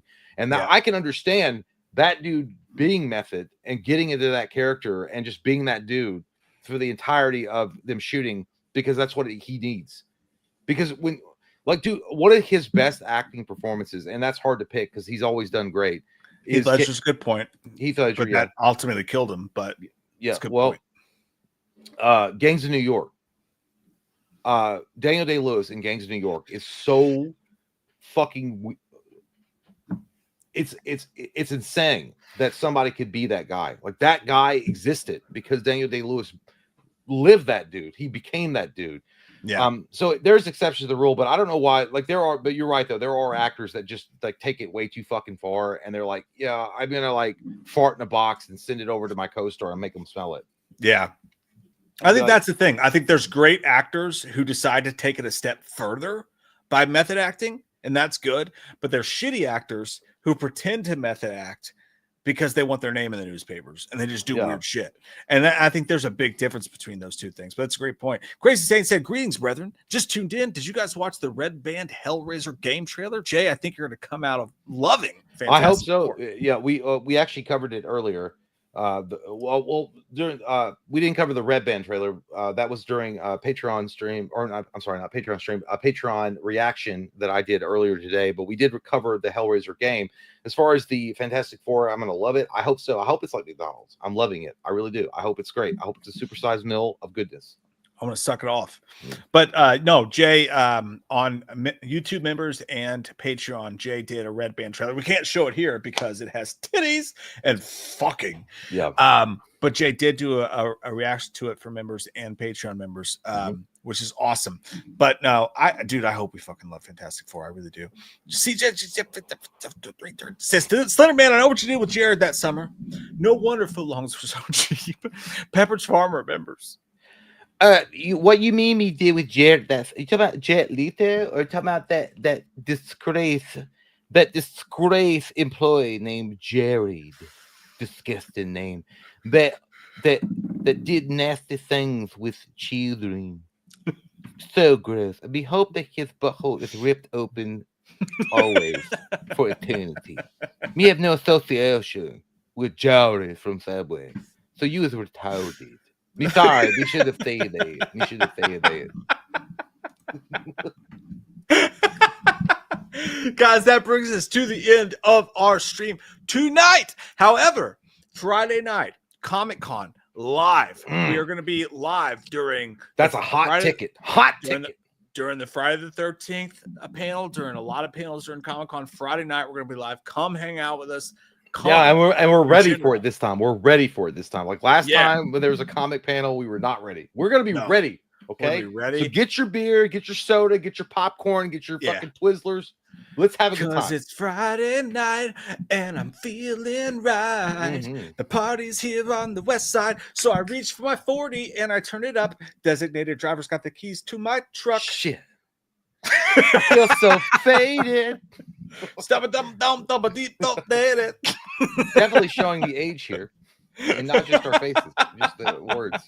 Yeah. Hey, thanks for hanging out with us tonight, guys. It's been a blasty blast. We'll see you on Friday night when the feeling's right. See you guys. Good night, everybody. Good night. Bye.